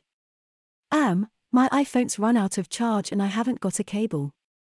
Mum said you might have one and I wondered if I could charge my phone. Please? I gulped. Well, I suppose, she said before inviting me inside. Did you walk over? She asked. Yes, I replied, adding that I'd called earlier but she was out. I'm attend the parish council meeting every Monday, your mother knows that. Yeah, but she didn't tell me until afterwards. I glumly replied, adding that this is the second time I've walked all the way over here today. Can't be easy for a boy in those heels, she said, looking at my footwear. It's my outfit more than my shoes, I said. I'm used to these, but I can't believe she's making me wear this, I added, grabbing the garish pleated skirt and letting it drop. The shoes are your own, she quizzed. I gulped and nodded, before timidly rooting in my handbag and removing my phone. Ah yes, a cable, she said. I should have a spare one somewhere that you can take home, she told me as she rummaged through a drawer. I'll want it back, mind, she added. I suggested that I'd bring it back later this evening. Tomorrow will be fine, she said, handing me the cable. Okay, I said. Thank you. I smiled before putting it in my handbag. Actually, I'll be running the coffee morning at the Methodist Church Hall until noon. You could pop in there, she said.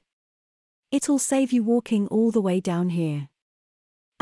I considered the prospect of walking into a hall full of twittering women wearing tweed twin sets and big brooches. One by one they fall silent as their eyes are drawn to the sound of my heels, clacking on the parquet floor and echoing off the walls. I imagine their gasps and whispers, sideways stares, and disapproving glances. So I'll see you tomorrow, she said. And if you bring Billy you'll have to tie him up outside, she added as she led me to the door. Bye for now, she smiled. Okay, bye Mrs. Dixon, and thanks again. I nervously said as I was herded out of her house. As I walked away I recalled the moment my mother drove off and I realized that she wasn't going to stop. I thought she'd make me walk through the village to shame me and that would be that. That was the day before yesterday and I've lost count of how many times I've had to walk through the village since. I used to fantasize about situations like this. Some random situation leaves me with no option but to wear female clothing in public. The reality is as nerve-wracking as it is thrilling, but any titillation from the thrill is superseded by a deep fear of public ridicule. I guess I'm thankful that people just stare at me rather than holler taunts or insults, but I wish they'd just turn the other cheek and ignore my presence in their idyllic little village. After the 30-minute walk from one side of the village to the other, I arrived home and wasted no time plugging my phone in. I turned it on but there's no missed calls or text messages from Kelly. I leave it to charge for a while before trying to call her again. I stand in the back garden puffing away on a cigarette as the phone rings and rings. I send a frantic text, pleading with her to contact me and telling her that my mother's gone crazy. It was very good of Mrs. Dixon to give you a cable. Mum says as I plug my phone in so it can charge fully. Yeah, she wants it back though. I said, before telling her about the coffee morning at the Methodist church. Please don't make me wear this again. I pleaded. Surely you've got something better I could borrow. I don't want you wearing any of my clothes, Stephen, and I don't think that little blue number will be suitable, so you'll have to, my mother retorted. Anyway, what did you need the screwdrivers and pliers for? She asked. What? They were in the spare room. Oh, nothing.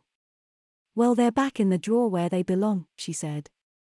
Please put things back when you've used them. Yeah, sorry. I sighed. So, how long are you planning on ridiculing me for? I asked. Surely you don't expect me to wear this ensemble all the time. It'll do for now, my mother bluntly replied. As for ridiculing you? I'm not ridiculing you, Stephen. You know who you are and you like who you are, remember? I'm not someone who'd willingly wear this monstrosity though. I glumly groaned as I balked at my attire. It may not be the height of fashion but at least it's feminine, Stephen, she replied in a most patronizing tone. I might pick you something else up if anything catches my eye, she said, stepping closer to me and faffing with my pussy bow. Moo I moaned. Just making it look nice, she said, looking me in the eye and smiling. Nothing could make this look nice. I moaned. You're really enjoying humiliating me, aren't you? I said, noticing a wry smile sweep my mother's face. Let's just say.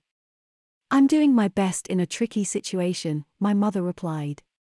Now I notice that your legs are looking stubbly, but I've got some knee-highs you can wear when you go to your coffee morning tomorrow, she added.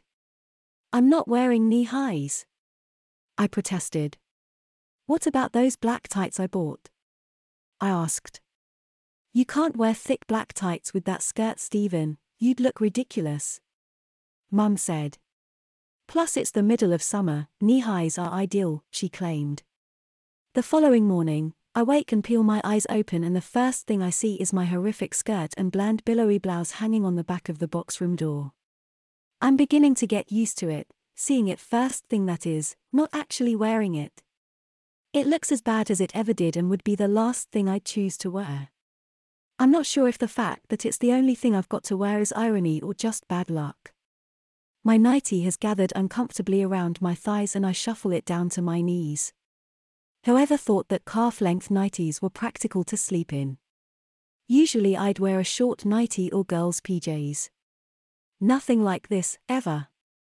I swing my legs out of my bed and shove the polyester nightgown over my knees. They are looking stubbly and I suppose I should shave them, but with my mother taking control of seemingly every aspect of my life, maybe I should wait and see what she says. On the bedside table is the pack of dull grey knee-high tights my mother gave me, and beneath the window, hung over the radiator is 2 pairs of my beige control knickers. As usual, I slept wearing yesterday's knickers. This may come as a surprise since they're so uncomfortable, but under the circumstances, I feel somehow less vulnerable with my underwear on. I'm only supposed to be here for a week and I figure I can put up with the routine for a few more days. After breakfast, I dress in the same clothes I've worn since Monday. The blouse wouldn't be so bad if it didn't have the long floppy bow that ties beneath its pointed collars. It looks dreadful when tied but worse when left undone. But thinking about it, the earthy brown blouse with its billowing sleeves and long 5-button cuffs would still be horrendous without the bow. I pull on a pair of knee-highs and slip my toes into my shoes. Stocking feet are far more comfortable than bare feet, so that's one good thing I can say about my hosiery. I quickly realize that the comfort top claim on the box is an overstatement since they grip the tops of my calves really quite firmly. I catch a glimpse of my reflection as I totter through the hallway and focus on my knee-high tights. The thin brownish-grey nylon is about as unappealing a shade as one can get, but thankfully they're unsightly tops and my stubbly knees are hidden by my calf-length skirt, which looks as bared as ever as it wafts around my legs. "What time are you going to your coffee morning?" my mother asked as I entered the kitchen. "I'm not going to the coffee morning, Mum. I'm just gonna pop in towards the end," I told her. "Hopefully when everyone's gone." "Please don't take that tone with me, young man," my mother retorted as she looked me up and down. "And make sure you thank Mrs. Dixon for lending you her charge cable." "I'm not an 8-year-old, Mum." "I do have manners, you know," I remarked. My mother sighed, returned her attention to the magazine she sat reading. I made myself a cuppa and sat outside to enjoy a cigarette. I imagined a scenario that involved my mother making me wear items from my own collection of clothes. It'd be just as humiliating in a small village, but at least I wouldn't be stuck in the same outfit day after day. I imagine my ditzy blue summery dress, then my denim daisy print dungeon dress, and my mother saying how nice I'd look if I was her daughter instead of her son. I recall the moment my mother rang me at the exhibition. I should have scarpered and hid, then none of this would have happened, or I could have lied and said we'd left an hour ago. I sighed and wallowed in self-pity, before stubbing out my cigarette and dropping the butt in the bin. I set off at 11:30, briskly walking past Colin's house with its twitching curtains and over the iron railway bridge where I stop and light another cigarette. My heels bang loudly on the metal structure before click-clacking on the tarmac path. It's the 3rd day in a row that I've worn the same horrendous outfit, only today it looks all the worse due to the pale grey knee-high tights I'm wearing. I wonder if the villagers are getting used to seeing me. I also wonder if they realize that I'm not a young woman with a bad fashion sense. I stroll past the Minimart and the village pub and soon past the quaint duck pond, overlooked by a majestic weeping willow and some enviable cottages. This is by far my favorite part of Oakham. It was once the heart of the original village before it was surrounded by a modern housing estate. Over the road is the Methodist church and its hall. Outside is a sign stating coffee morning today. I tether Billy's leash to a fence post and tell him I won't be long. Walking into the church hall was exactly as I'd imagined. The handful of middle-aged ladies ceased their chatter and focused on me as I entered, although Mrs. Dixon didn't loudly state my name. Instead, she waved me over and offered me a cup of tea. I politely declined and gave her the charge cable. Mrs. Dixon thanked me before asking if I'd return the favor by helping her clear the tables and chairs. I said, glancing at the handful of women who remained. Oh, come on, a strong boy like you. Mrs. Dixon prompted. You'll have these chairs stacked in no time, she said. I could feel half a dozen pairs of eyes watch as my heels clacked on the parquet floor as I stacked the chairs, one table at a time. It reminded me of being at school, where a handful of kids would have to stack the chairs after morning assembly. Once they were lined up against the wall, Mrs. Dixon and I shifted all the tables, which also stacked 5 high. Thank you so much, Stephen, Mrs. Dixon said. I'll let you get on with your day, and thanks again for the cable. If you need to borrow it again, just ask. Okay, thanks. I humbly replied before making my way outside. Billy looked excited as I approached him. I was in a silent panic. I checked my phone, but there's still nothing from Kelly. I know she hasn't blocked me because I can still see her contact details.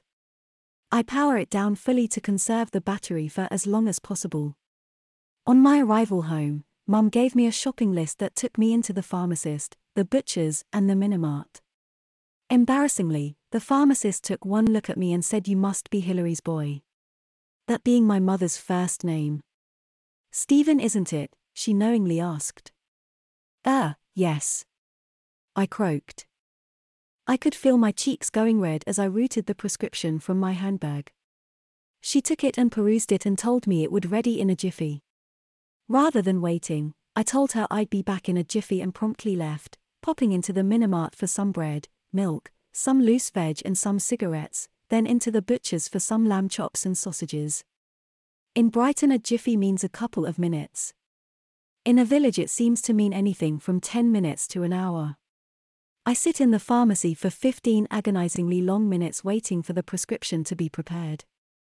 It was possibly the longest 15 minutes of my life, which was made more arduous when an elderly lady sat beside me and made small talk.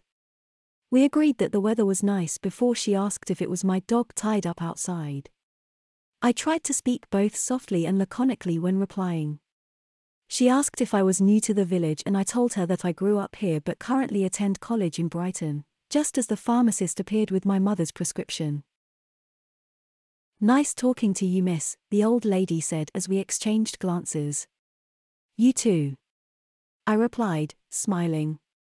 "Thank you," I said to the pharmacist as I exited. "That's no miss, you know," I overheard the pharmacist say as the door slowly closed behind me. I returned home with the groceries.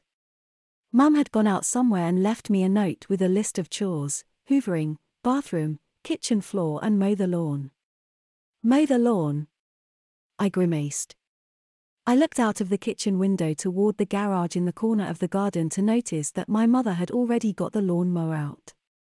Maybe she intended to do it herself but didn't have time, or maybe she's making sure I do it, I wondered. Either way, I'd rather not mow the lawn. My attire is totally inappropriate and the noise will draw the attention of the neighbors. After a coffee and cigarette, I run around the house with the vacuum cleaner before giving the bathroom a quick wipe down. After mopping the kitchen floor, I reluctantly mow the lawn whilst it dries, all the while I keep my head down. Mum returns as I'm emptying the cuttings into the composting bin. I ask where she's been. "I called in on Mum," she replied. "And popped into Age Concern on the way back," she added. "The charity shop?" I gulped. "Yes," she hissed as she looked me up and down. "You don't deserve it, but you do need a change of clothes," she said. "Why are you doing this to me, Mum?" I said in an almost tearful tone when I was shown what she'd bought me. "Because you've spent the last 11 months flunking college and dressing as a tart at my expense." "I don't dress like a tart," I interrupted. Mum raised her finger to silence me. "Not anymore, you don't," she said. "Whilst you're here you'll wear what I decide, also at my expense," she stated. Her eyes drifted to the dress she'd bought. "It's above the knee, so you'll probably want to run a bath and shave your legs first," she said, before telling me to take it to my room. "Roll on the weekend." I groaned as I snatched the garish floral frock from the door. I don't even have a wardrobe to hide it in, so it hangs from the hook on the back of the door. I set the bath taps running before undressing. The knee-high tights have left an imprint below my knees. Comfort top my ass, I think. Some girls see shaving their legs as a chore, but I love it. Relaxing in a nice hot bath full of bubbles, then taking my time with the soap before pulling the razor up my shins and over my knees. It's much more enjoyable than shaving my chin, which I tend to do twice a day.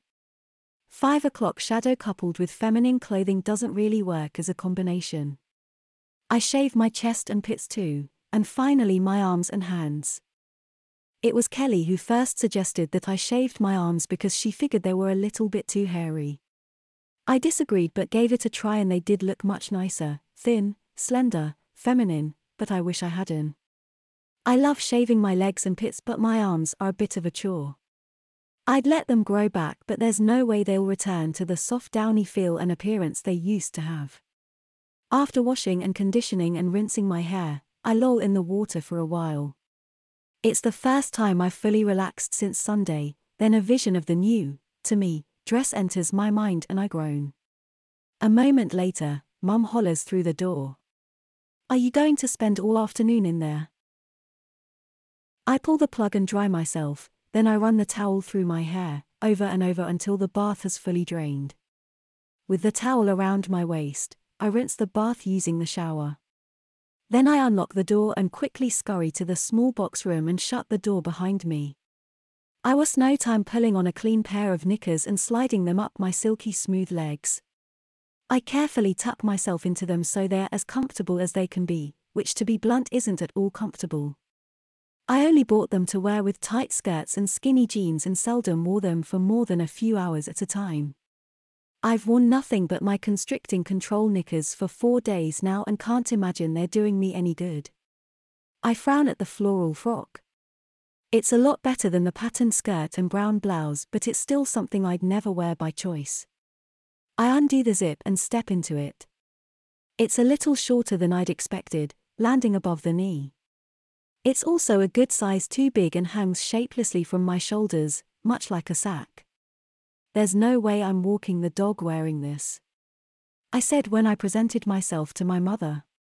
Mum looked me up and down. "It actually looks a lot nicer than I'd hoped," she sternly said.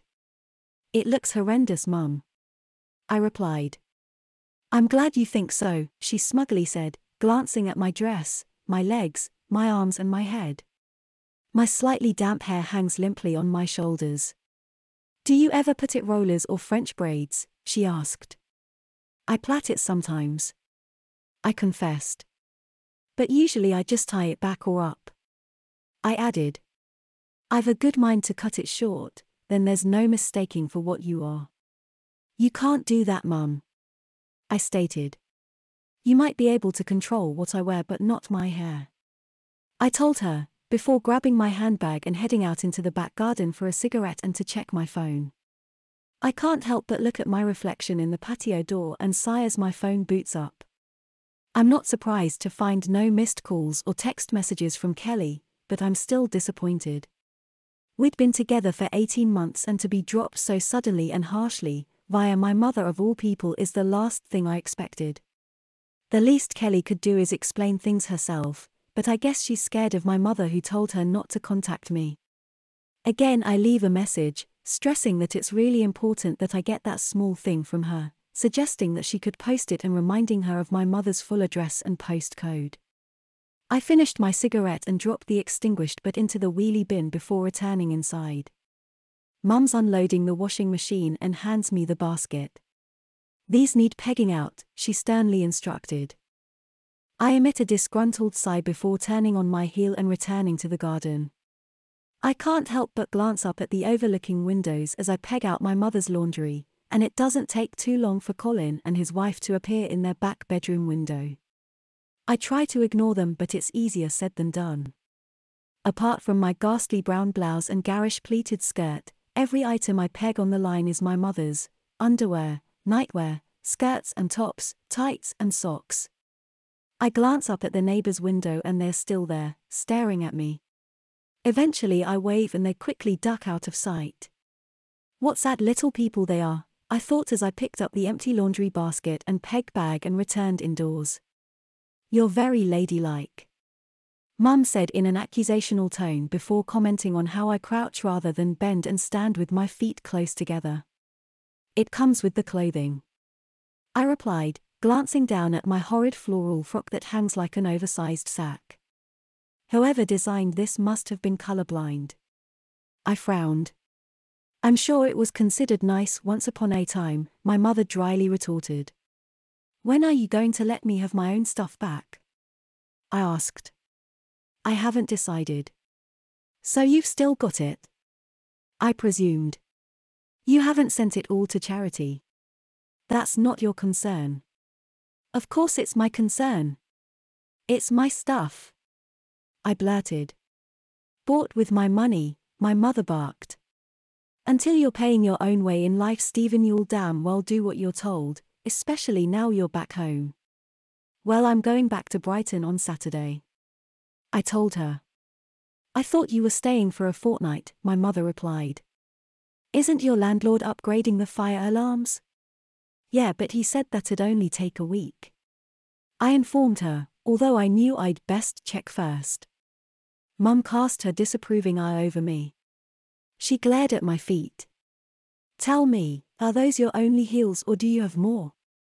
A few, I confessed, before reluctantly revealing that of my 5 or 6 pairs, most are higher than these. And you can walk in 3 and 4-inch heels, my mother quizzed. I nodded. Mum sighed. I'm desperate to wear some flats though. I've had these on since Sunday morning, I said. Well, you've only got yourself to blame. I did pack some plimsolls, but you won't let me have them, I reminded her. You can't wear plimsolls with a dress like that, my mother replied, clearly humoring me. That's not the point, Mum. And what is your point? She asked. The point is, I brought plenty of normal clothes and it's you who's making me dress like this. You said you liked women's clothes. I don't like this, I grimaced. And I certainly don't like wearing women's clothes here where the curtains twitch every time you make me walk the dog or send me to the shops or walk all the way to and from Mrs. Dixon's. You said you didn't care what the neighbors thought and, how did you put it? I am what I am and I like who I am, my mother retorted. Yeah, but this isn't me, I whined, grabbing the skirt of my bland brown frock. This is you trying to humiliate me. And do you feel humiliated? She asked. Of course, no 18-year-old would wear something like this, let alone that skirt and blouse you got me. Well, I'm glad you feel humiliated, my mother told me. How do you think I felt seeing you wearing that tarty little dress on Sunday? I dunno, I gulped. I had no intention of you ever finding out. Well, I did find out. And thanks to you the whole village knows, I spat. Good, my mother bluntly replied. If you can brazenly parade around Brighton dressed like that every day, you'll damn well spend every day in Oakham dressed like that too. But it's different there, no one bats an eyelid, I claimed. And I don't wear women's clothes every day, I added. Well, you do now, my mother stated. Roll on Saturday, I dryly said as I grabbed my handbag and Billy's lead. I checked my reflection as I pulled in the fleece top my mother was letting me wear whilst walking Billy in the evenings. I spark up a cigarette in the alley and smoke it as we stroll along the busy B road. I decide to wait until the cops before checking my phone. After 3 days of silence, I doubt that Kelly will contact me now, so I delay the disappointment for another 10 minutes, and 10 minutes later as I perch on a tree stump whilst Billy runs around the cops, the predicted disappointment comes. Bitch, I grumble as I power down my phone. One by one the street lights illuminate as Billy and I stroll back down to the lane to the busy B road. I'm sure the passing cars will see me as a young woman as they hurtle past, illuminating me in their headlights. I lurk in the alley beside my mother's house for a few moments as I suck the final few puffs out of my cigarette before stubbing it out and dropping the butt in the wheelie bin. I notice the neighbor's curtains twitch as I cross the gravel driveway. Any word from Kelly? My mother asked. No, I grumble. Good. It's not good. I retort. She's still got something of mine. What thing? My mother asked. Nothing. I replied. Nothing much anyway. Kelly said she'd given me everything, so if you tell me what it is. It's nothing, Mum. I stated. Mum responded with a sneer, but other than that, nothing more was said on the matter. I briefly checked my phone again before bed, but both predictably and disappointingly, there was no message or missed call from Kelly. Next morning I woke with the turquoise polyester nightdress ruched around my thighs. The horrid new dress wasn't on the back of the door where I'd hung it. I yawned all the way to the kitchen where my mother was making fresh coffee. Go and put your shoes on, Stephen. You know I don't like you wandering around in bare feet, my mother instructed. Where's the dress you bought me yesterday?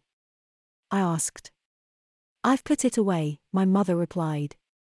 You can wear your skirt and blouse again now they've been laundered. I hate that skirt and blouse. I whined. I know you do, my mother heartlessly replied. I frowned. She told me she had work to do and suggested some chores that won't disturb her, such as dusting, cleaning the windows, inside only, and wiping the windowsills, changing her bedding and cleaning all the cupboard doors in the kitchen. And we're running low on milk, so if you don't mind popping to the Minimart, she suggested. Why can't you just pop down in the car? I quizzed. It won't take more than 5 minutes. Whilst you're here I don't have to, she replied. Plus, the fresh air will do you good, she added. Mum took herself to her home office, aka my old bedroom, and with nothing better to do, I got on with the chores she'd given me, which were interrupted several times when she requested I fetch her a cup of coffee. By 11 a.m., the milk was running low and Billy needed his lunchtime walk, so yet again I was faced with having to walk through the village wearing the most horrendous outfit. I decided to go the long way round, skirting the village via the quiet lanes around the old rectory. This also meant I could avoid the postman who I spotted delivering to the houses about 5 doors down. I scurried down the alley besides my mother's house and headed to the old station road, a relatively quiet lane with little traffic.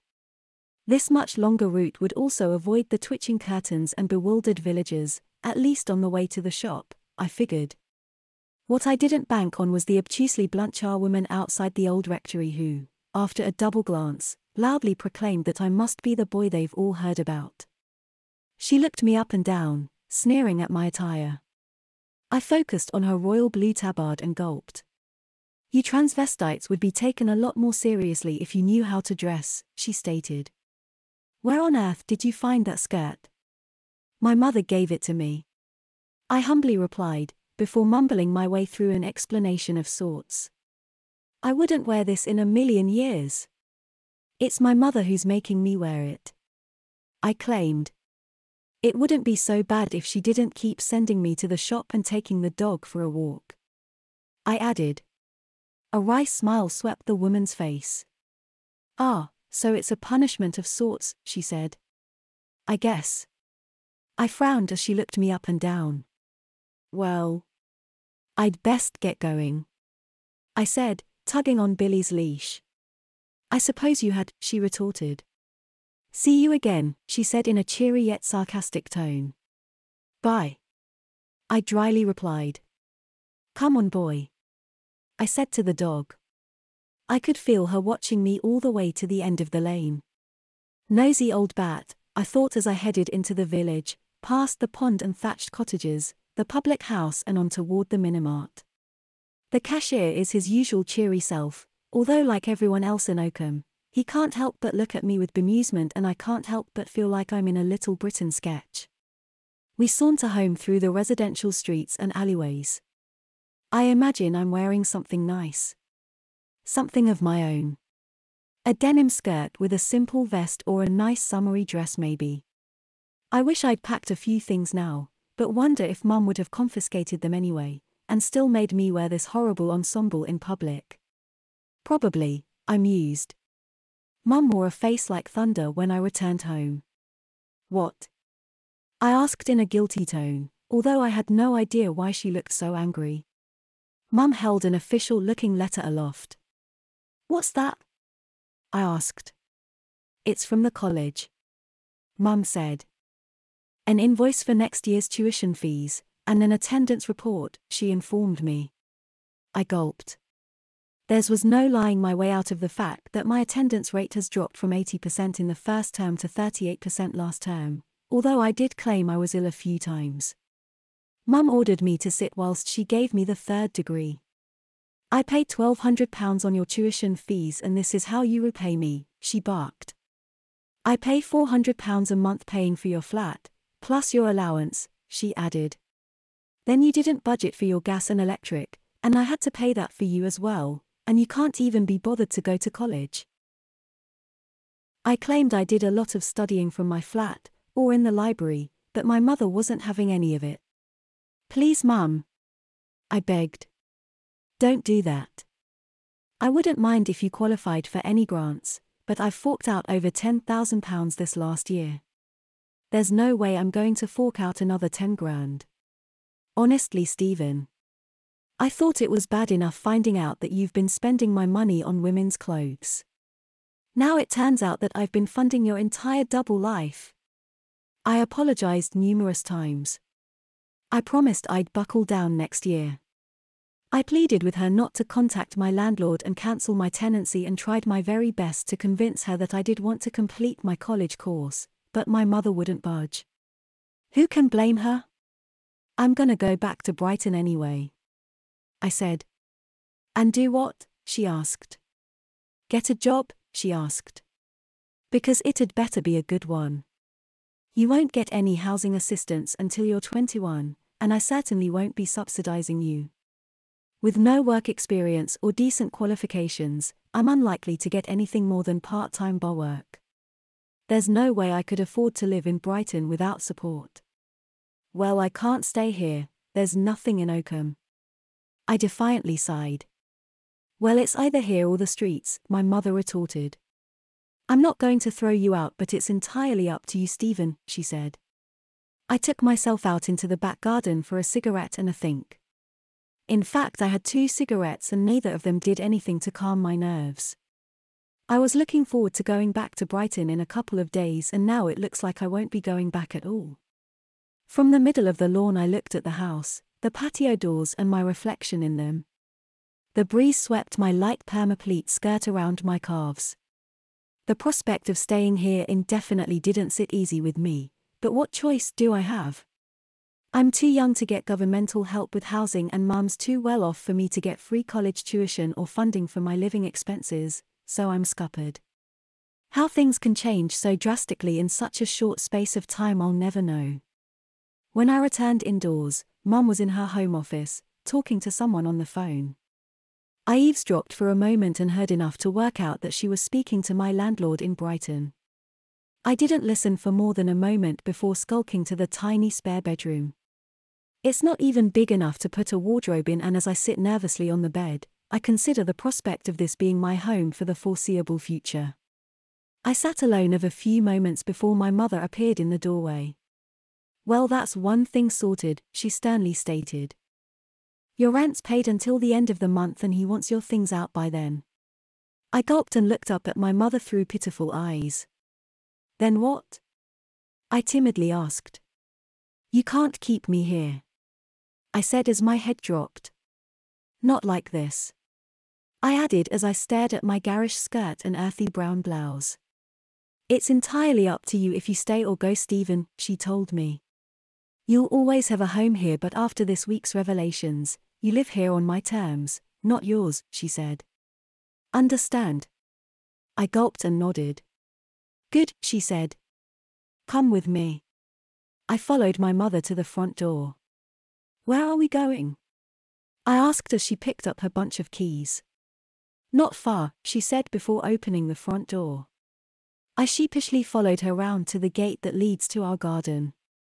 Propped against the side of the house is 6 bags of gravel which need raking out over the rotted driveway. Mum unlocks the garage and fetches me a rake.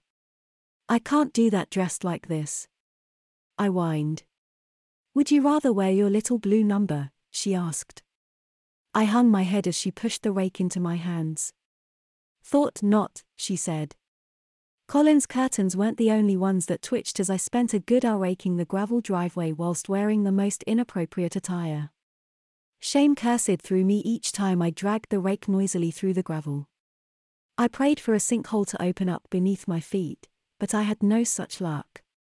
I kept my head down as I heard a car trundle around the corner. I glanced and recognized the racing green Range Rover that was pulling up by the grass verge as Mrs. Dixon's. I reluctantly greeted her as she trod over the gravel. "You're doing a good job, Stephen," she said. "Is your mother in?" "Yeah," I replied. "Just go in," I said. Eventually I reckoned the gravel was flat and even enough, so leant the rake against the wall and returned indoors.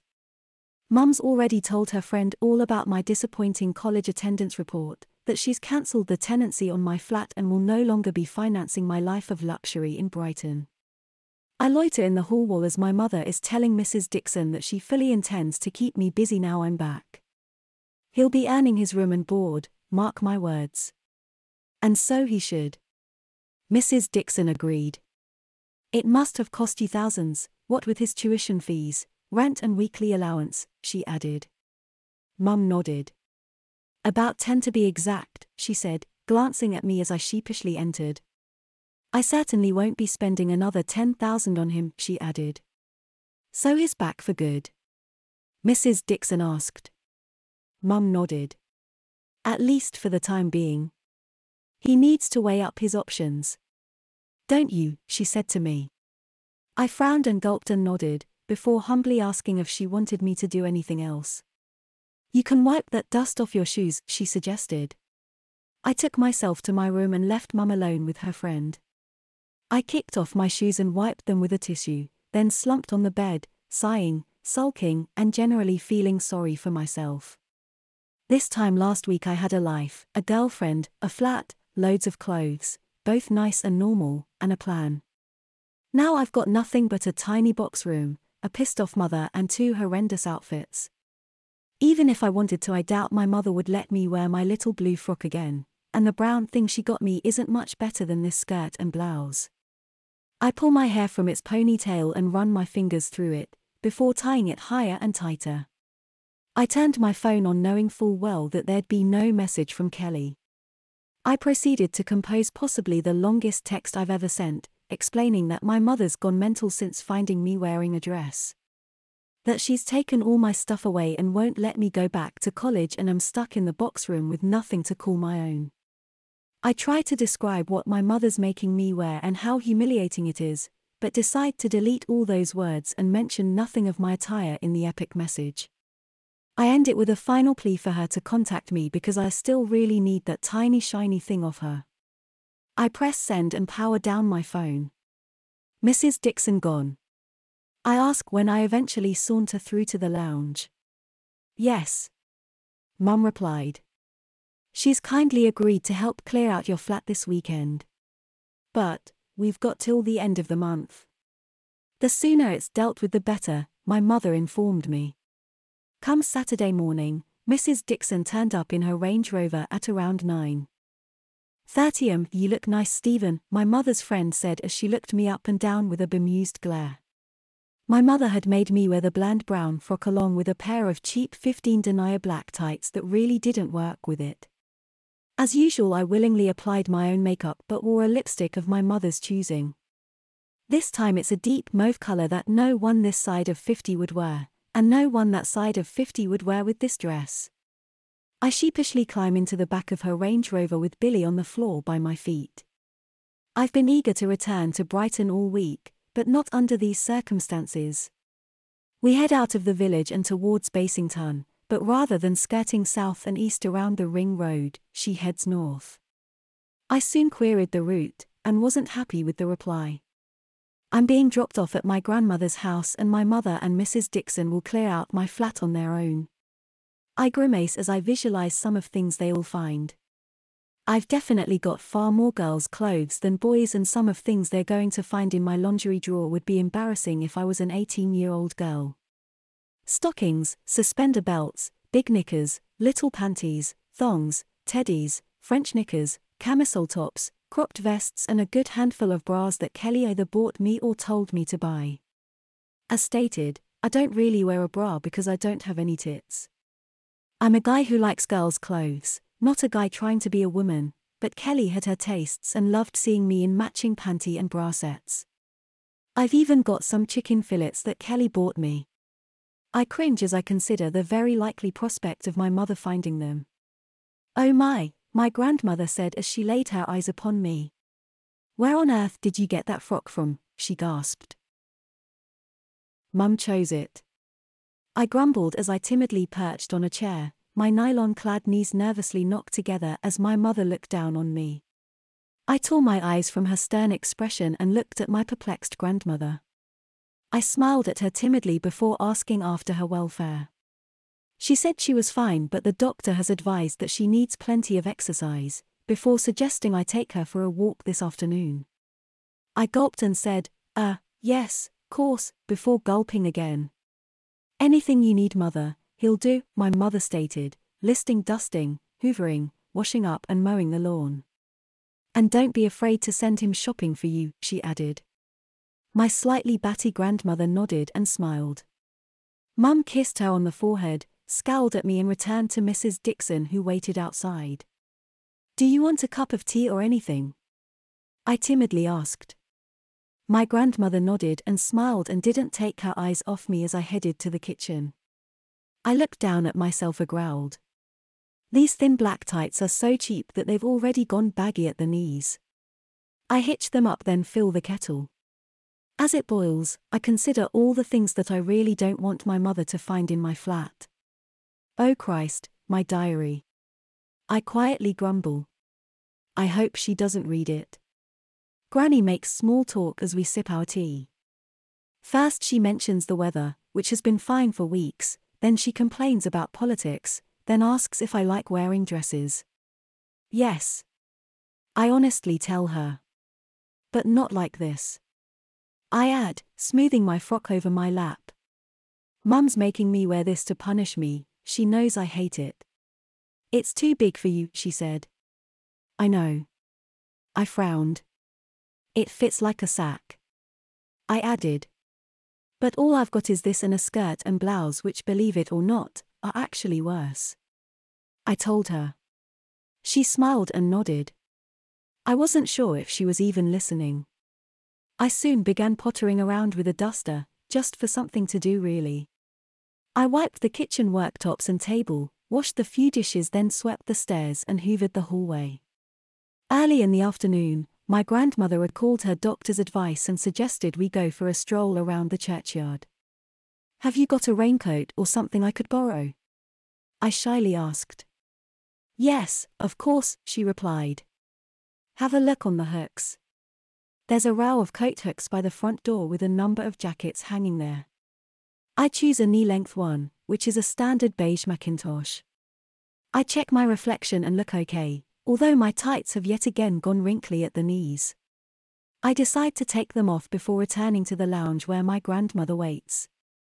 "That looks a bit better," she said, before commenting on my lack of tights and my lack of leg hair. They were going wrinkly. I timidly replied. "I noticed," she said. "I can't abide cheap tights. Why people buy them is beyond me." I didn't reply but did agree, although it wasn't beyond me why my mother bought them. My theory is that Ma wants me to look as ridiculous as possible, probably to teach me a lesson and condition me into never wanting to wear women's clothes ever again. "You ready?" I asked as my grandmother picked up her handbag. "I think so," she replied as she double-checked the contents. "Keys and purse," she said to no one but herself. "Now, if anyone asks, you're my granddaughter," she said. "Your name's Jane and you've got a sore throat," she added. If anyone knew my grandson was a transvestite, I'd never hear then end of it. "Okay," I said. Sometimes she's right on the ball, other times she's completely batty. I wonder if she puts it on, or if her condition comes in waves. I suspect the latter. I check my reflection in the mirror that hangs above her fireplace. The jacket looks great. It's that timeless style seen in many a 50s film noir movie as well as on the high streets of today. I imagine I'm wearing something really nice beneath it, a pinstriped shift dress or maybe a pencil skirt and white blouse. The only thing I don't like is my lipstick. Oh, I declare, grabbing my handbag. Do you mind if I say as I retrieve my own pale pink lipstick? I grab a tissue and remove the mauve. Mum'll probably go mad, but I apply my own lipstick and roll my lips together. That's nicer for a girl your age, my grandmother said. Pity you're just a boy, she dryly added. Yeah, I timidly replied. Not much I can do about that. Well, at least you're quite slight, she said. How tall are you now? 5'7". I replied. Being neither tall nor broad does work in my favor. I'd hate to be one of those 6-foot trannies with shovels for hands. I felt confident as we stepped out. Granny linked onto my arm and we strolled slowly down the garden path. Billy trotted lethargically alongside. Thankfully the churchyard is only 5 minutes down the road, and doubly thankfully, we're the only people there. We stroll around the looping path and rest for a while on a bench before slowly strolling back. My grandmother did greet a couple of people we passed, but none stopped to talk. Their eyes tended to be on the grumpy-looking beagle rather than my grandmother or myself, so I was spared having to pretend that I was her sickly granddaughter who's been silenced by a sore throat. Granny made spam sandwiches for lunch, followed by a cherry bakewell and a pot of tea. I tried to help but she insisted, although I did wash up afterwards. We watched a couple of old films in the afternoon on one of those Freeview channels that shows nothing but black and white movies back to back. The first was laughably bad with dreadful dialogue being frequently interrupted by noisy props. The second was much better, a wartime movie the name of which escapes me now, but my mother and Mrs. Dixon returned 2/3 of the way through so we missed the ending. This time Mrs. Dixon came in and I made them a pot of tea along with the remaining cherry bakewell served on a plate. They made small talk for a while. I timidly perched on the edge of my chair, knees nervously knocking together and my fidgety fingers rested lightly upon them. My mother kept casting me menacing glances as they twittered on about all things trivial. I couldn't help but worry about all the things my mother will have found when clearing out my flat. Within half an hour I once again found myself in the back of Mrs. Dixon's Range Rover with Billy by my feet. Only this time I was sat beside several large bin bags filled with my stuff. In the back is more bin bags and boxes. Mum barely says a word as we return home, not to me anyway. Mrs. Dixon parks not on our drive, but a little further away, opposite the neighbor's house. Neither she nor my mother helped me unpack the car, which meant no less than 12 journeys to and from, crunching over the gravel carrying boxes and bulbous bin bags one by one. Each time the curtains twitched and each time I prayed for that sinkhole to open up beneath me. The bags and boxes are stacked along one wall of the kitchen-cum-dining room. Mum pours herself and Mrs. Dixon a modest glass of Chardonnay, which they enjoy whilst I'm unloading my stuff. Is that everything? Mum asked when I fetched in the final bag. I nodded and nervously glanced at Mrs. Dixon. I've shut the car. I timidly said. Thank you, she said, casting me a smug smile that made me feel all the more uncomfortable. She turned to my mother and said, well, I suppose I'd best leave you to it. Mum thanked her for helping. And don't forget what I said, anything you need doing, just give me a call, my mother added. After seeing Mrs. Dixon to her car, Mum returned and cast me a dagger-like stare. You've certainly acquired an awful lot of stuff since you've been away, she said, casting her eyes over the 7 bulky bin bags and 5 big boxes. They'll have to go in the garage for the time being.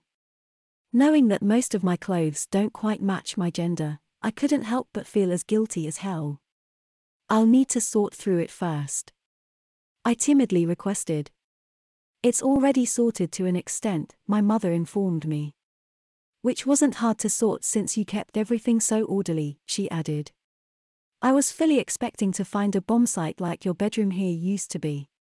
Mum paused and sucked the air through her teeth. What I didn't expect to find was a pink duvet, pink curtains, a fluffy pink heart-shaped rug and a pink feather boa draped around a dressing table mirror, she exclaimed. Sorry. I guess I should have warned you. Well, I should have guessed, especially after Sunday's revelations. My mother sighed. After a short silence, I timidly reiterated my request to have a route through to get some of my things. Do you know what's where? It depends what you're looking for. Jeans. T-shirts. I stated. Trainers. I added. Mum pointed out a box marked with AK at the bottom of the pile. Everything else can go in the garage, she said, removing the garage door key from its hook. Can't I have a route through first? I asked. You can have a route through that box, after you've put everything else in the garage. I was rightly suspicious of my mother. I knew full well how controlling she could be long before last Sunday. What's in it? I gulped. A selection of your clothes, shoes, underwear, she said. Your diary, she added. You didn't read it, did you? I bluntly asked. Of course not, she insisted. Your bedroom alone spoke volumes. I hung my head and recalled the bedroom in my flat. Against the plain white walls, flat-pack vinyl-clad furniture and biscuit-brown carpet, there's an awful lot of pink, curtains, bedding, rug, lampshades, slippers, dressing gowns, ornaments and trinkets. I mentally homed in on my dressing table, which I love to organize, nail varnish on one side, lipstick on the other, and my pink vintage vanity brush placed perfectly straight and perfectly centered. If you were an 18-year-old girl, it'd be a lovely room, my mother continued. If a little infantile, she added. I cringed as she mentioned my Disney princess nightie case that contained a lilac Rapunzel-style baby doll nightie. I bit my lip as she listed a handful of titles from my collection of girls' children's books. I gulped when she quizzed why an 18-year-old boy would have a girl's high school uniform. You even put your name on all the name tags, my mother told me. My hand found my forehead and began rubbing at it. I can't explain, Mum. I gulped. I liked pretending it was my old school uniform. And there was me thinking you'd bought it for one of those school disco parties. Mum retorted. Shit. Why didn't I just say that? My mother pursed her lips and shook her head. I hung mine. Mum shifted a couple of bags and gained access to the box marked K. She heaved it onto the table. I gulped as she removed the lid. I didn't take my eyes off the box and my mother didn't take hers off me. All of a sudden, my baby pink Hello Kitty laptop cover seems so very wrong. But at least she's letting me have my laptop. Beside it is my diary. Lilac fur with a shiny silver clasp and a little heart-shaped padlock. I spy my blue fleece jacket folded neatly, but can only guess what's beneath. I hesitate before taking hold of my diary. I check the lock and my mother reassures me that she hasn't opened it. Yeah, I know. I timidly reply. I remove my laptop and put them both to one side. I glance nervously at my mother, as if seeking permission before I lift the folds of deep blue fabric. Go on, have a look, my mother said. I wanted to die as I pulled the jacket aside to see a folded garment in burgundy. As my trembling hand reaches for it, my hesitant eyes meet my mother's. A wry smile swept her face. I can only imagine you liked pretending you had a job, she smugly suggested. How does an 18-year-old boy explain why he's got a burgundy housekeeper's frock with baby pink trim and a baby pink tabard with burgundy trim?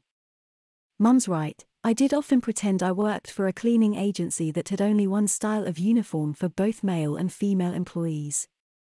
I liked imagining a world where certain job roles put normal guys in women's clothing, the hotel whose room attendants all dress as chambermaids, black frock, white apron and little lace cap. The restaurant whose table staff all wear little black skirts, black tights and crisp white blouses. The agency that insists all their staff wear a smart skirt suit with high heels, regardless of their gender.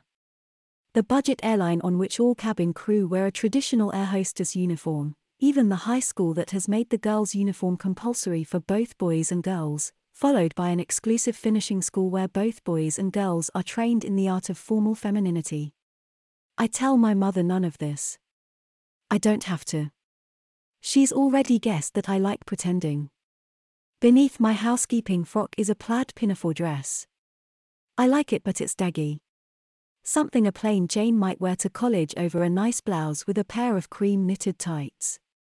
Are they all going to be dresses? I asked, frowning. There's a skirt, and some culottes. Mum said. A couple of blouses. So you're going to keep me dressed as a woman indefinitely? My mother nodded. At least for the remainder of the summer. But I protested. It's exactly what you'd be doing had you returned to Brighton, she stated. But this is Oakham. It is, which is precisely why I'm strictly controlling what you can and can't wear, my mother informed me. I won't have you parading around in tarty little dresses or slutty miniskirts, she said. You'll dress conservatively whilst you're here. But I'll be the laughing stock if wear this stuff every day. I said, rummaging further to find my dark green spotty culottes which I've never really liked, plus a knitted cardigan and camisole twin set in a middle-aged shade of dusty rose. What will the neighbors think? When I asked you what the neighbors might think, you said they could think what they like, my mother reminded me. You know what you are and you like who you are. Remember? But these are all clothes I was planning to sell on eBay. I claimed. I never wore them. Would you rather just have that dress, she asked, nodding at my current horrendous frock. And your lovely pleated skirt and nice brown blouse, she added. And nothing else. I frowned and skewed my jaw. I thought not. I'd rather be able to choose for myself. I said, finding a pale pink blouse, an ivory blouse, my brown corduroy dungaree dress, a black box pleated skirt and a royal blue tea dress that I've also never liked. Below this is some of my underwear. I root beneath my laptop and discover my vanity case, a pair of black Mary Janes, a pair of heeled loafers, my vintage vanity brush and my jewelry box, along with more items of underwear. My mother points out that for a cross-dresser who claims to not wear a bra, I have an awful lot of bras. Kelly bought me all the bras. I said. And the chicken fillets too, she asked. My jaw dropped a little. I nodded. Don't look for them. They're not in there, she said as my eyes drifted toward the box. And most of your lingerie we deemed far too racy for Oakham, so you won't find that either, she added. Saying we reminded me that Mrs. Dixon has also seen the contents of my drawers and wardrobe. I summed up the small selection that had been packed in this particular box. There's barely enough for a week, and there's only the dungeon dress and plaid pinafore that I actually like. The pleated skirt's okay if I worked in a library maybe, but the tea dress and culottes were bought on a whim and I'd never wear them. I'll need more than this, Mum. There's plenty, she said. Plus there's not much storage space in the spare room, she added. There's plenty of drawer space for jeans and t-shirts. I hinted. You won't be wearing jeans or t-shirts for some time yet, young man, my mother replied. If gallivanting around in women's clothes is what you do in Brighton, you'll damn well do it here. I only wear them occasionally. I claimed. I dress as a guy most of the time. The amount of male clothes you have compared to female clothes suggests otherwise, my mother retorted. Mrs. Dixon counted 14 pairs of heels and 6 pairs of flats. Only 3 of those were men's shoes. She claimed. Needless to say, you'll only be wearing heels for the foreseeable future. Mum, you can't do this. I insisted. No one's making you stay, Stephen. However, should you choose to stay, there are going to be certain conditions, she reiterated. Take those to your room, she said. You can even get changed if you like, she added. I'll put these in the garage, she said as she marched over to the pile of bags and grabbed one. I just gawped as she opened the back door and marched out over the lawn. I don't know why, but I decided to help. I grabbed a bag in each hand and carried them to the garage. I glanced around as the light flickered into life and got momentarily excited seeing my bike, but maybe not. When I carried the final box to the garage, I felt that I was resigning myself to something. We return indoors and Mum asks if I am going to change my clothes. I'm half waiting for you to tell me what to wear. I gulped. Anything you like, she replied. Apart from this, she added as she placed her fingers on the folded housekeeper's dress. You'll be wearing this whilst you're doing your chores in the morning. Oh Mum. I whined. That's what you bought it for, she said. I hung my head before reaching for my laptop. I'll keep hold of that, she said, quickly putting her palm flat on the pink Hello Kitty case. I want to check if you were telling the truth. About what? I gulped. About you skipping college to study at home. I presume all your coursework is saved, she added. Yeah. I replied, biting my lip. The thing is, my mother works as a freelance software engineer, digital security analyst and systems architect. She earns a ridiculous amount of money working for numerous big businesses and I imagine could easily crack my passwords and find out everything from just how little actual coursework I've done, to how many clothes and accessories I've looked at, let alone purchased. She could probably crack FaceBank's security and unearth my video chats with Kelly. I really hope she can't do that, but... I gulp. Can I have this? I asked, referring to my fluffy girl's diary. You can, she said.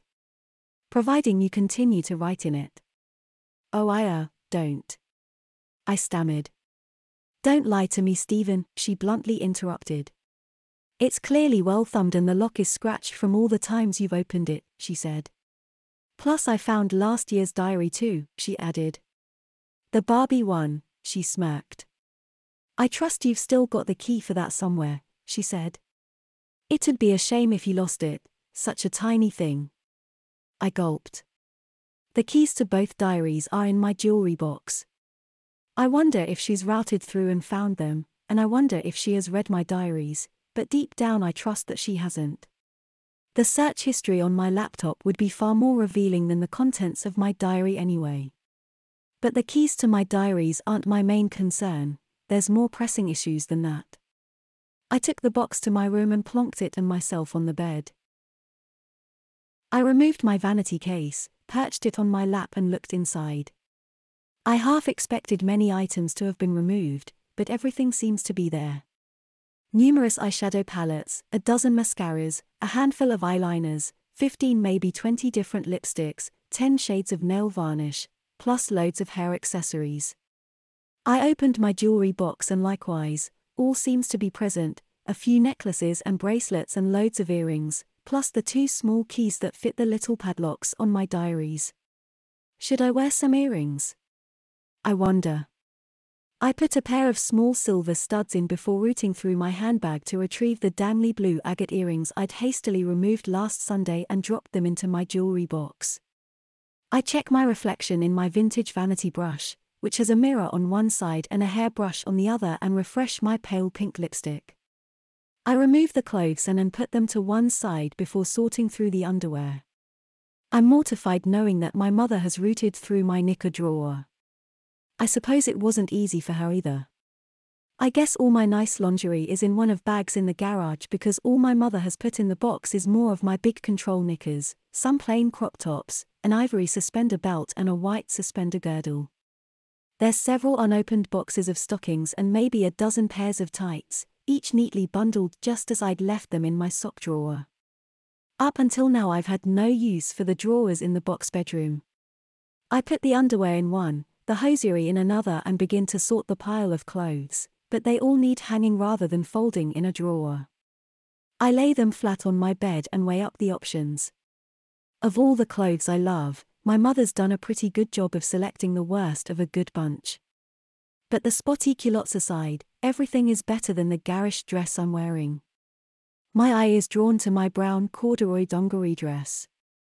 Normally I'd wear a jumper or a t-shirt with it, but having only 2 rather pretty blouses, neither of which I'd put with a casual dungeon dress, I have to choose one. I'm edging toward pink because it's a less fussy in design. Typically, I change my mind and decide to wear the ivory blouse and plaid pinafore. The pinafore dress will conceal its frilly bib, and if I wore a pair of cream opaque tights for the ultimate preppy look, I imagine my mother might approve. Then I wondered why I'm even considering what my sodding mother wants and opt for the dungeon dress and baby pink blouse. The two pairs of shoes in the box both have a higher heel than the courts I've been trotting about in all week. I don a pair of opaque chocolate brown tights and slip my feet into the brown loafers with a substantial 3-inch heel. I don't look great, but I think I look nice enough, which makes a change. But what will my mother think? I sheepishly saunter through to the lounge where Mum looked me up and down, but made neither a comment nor paid compliment. She just looked and returned her attention to the TV. I nervously sat and glared at the TV too. Eventually, I break the uncomfortable silence by saying, "Thanks for letting me have my own clothes, Mum." "Think nothing of it," she grumpily replied. "I'll need some hangers," I said. "And more hooks," I added. "There's some in the cupboard on the landing. In fact, you may as well hang them in there," she said. "Thanks," I meekly replied as my mother looked me up and down again and again. Her eyes lingered on my footwear, a pair of brown loafers I'd found in a charity shop months ago. I looked down at them, then to my mother and asked if she's ever going to let me wear male clothes. "You clearly prefer wearing women's clothing," she stated. "I like both," I claimed. "Since when?" "I dunno," I glumly said. "Always, I guess," I replied.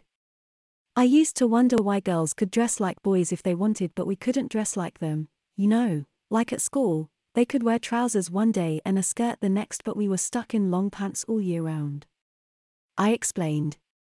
"You remember about 5 years ago when a load of boys from a school in Exeter wore skirts?" "Vaguely. Was it because they couldn't wear shorts in the summer?" "Yeah. I used to dream about doing that. Just one day would have been nice, to see what it was like," I told her. "And did you?" "Course not," I said. "Never had the guts, or a school skirt." "If you'd told me I might have bought you one," my mother said, although I didn't believe her. "You'd have been livid, just like you are now." "I'm livid because of your secrets and lies, Stephen. But you understand, don't you? It's not easy for a boy to say, 'Hey Mum, I've got loads of school trousers, can I have a skirt, you know, for when it's sunny?'" "I'd like to believe that being honest with one's mother is easy," my mother retorted. "So," she said after a short silence, "when was the first time?" "In preschool, I guess, although I don't remember it. I remember you saying I went straight for the dresses in the dressing up box." "Lots of boys did, you were only 4, she replied. "Then there was that wedding, if it counts." "When you were a page boy?" Mum knowingly asked. "And wore girls' shoes, girls' tights, a girl's blouse and velvet pedal pushers. It was a little Lord Fauntleroy outfit." "Maybe so. It was really girly too. Everyone said how cute you looked," Mum replied. "Whose wedding was it anyway?" I asked. "It was one of my mother's second cousins, a couple she hardly hears from these days." "Have you got any photos?" I asked. "Maybe in a photo album somewhere," Mum replied, adding that she might root them out one day. "When was the first time you properly dressed as a girl?" she asked. "How old were you?" "I dunno. 15, I guess. I was round at Hazel Maguire's house and her parents were out," I timidly confessed.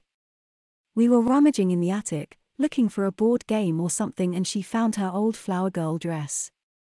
As she held the garment against herself and recalled the day she wore it, I casually asked why they don't have flower boys.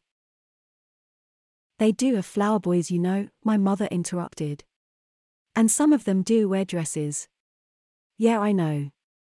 "Did you wear it?" "No, it was far too small. Hazel was about 7 when her mum remarried," I said. "Then she found her sister's bridesmaids' dresses, as I recall, after deciding she was going to try one of them on, she suggested I wore the other. I remember trying to feign hesitance, coaxing her into encouraging me, then reluctantly agreeing. I see, was it nice? It was gorgeous, I exclaimed, biting my lip as I recalled the experience. My mother groaned, somewhat disapprovingly.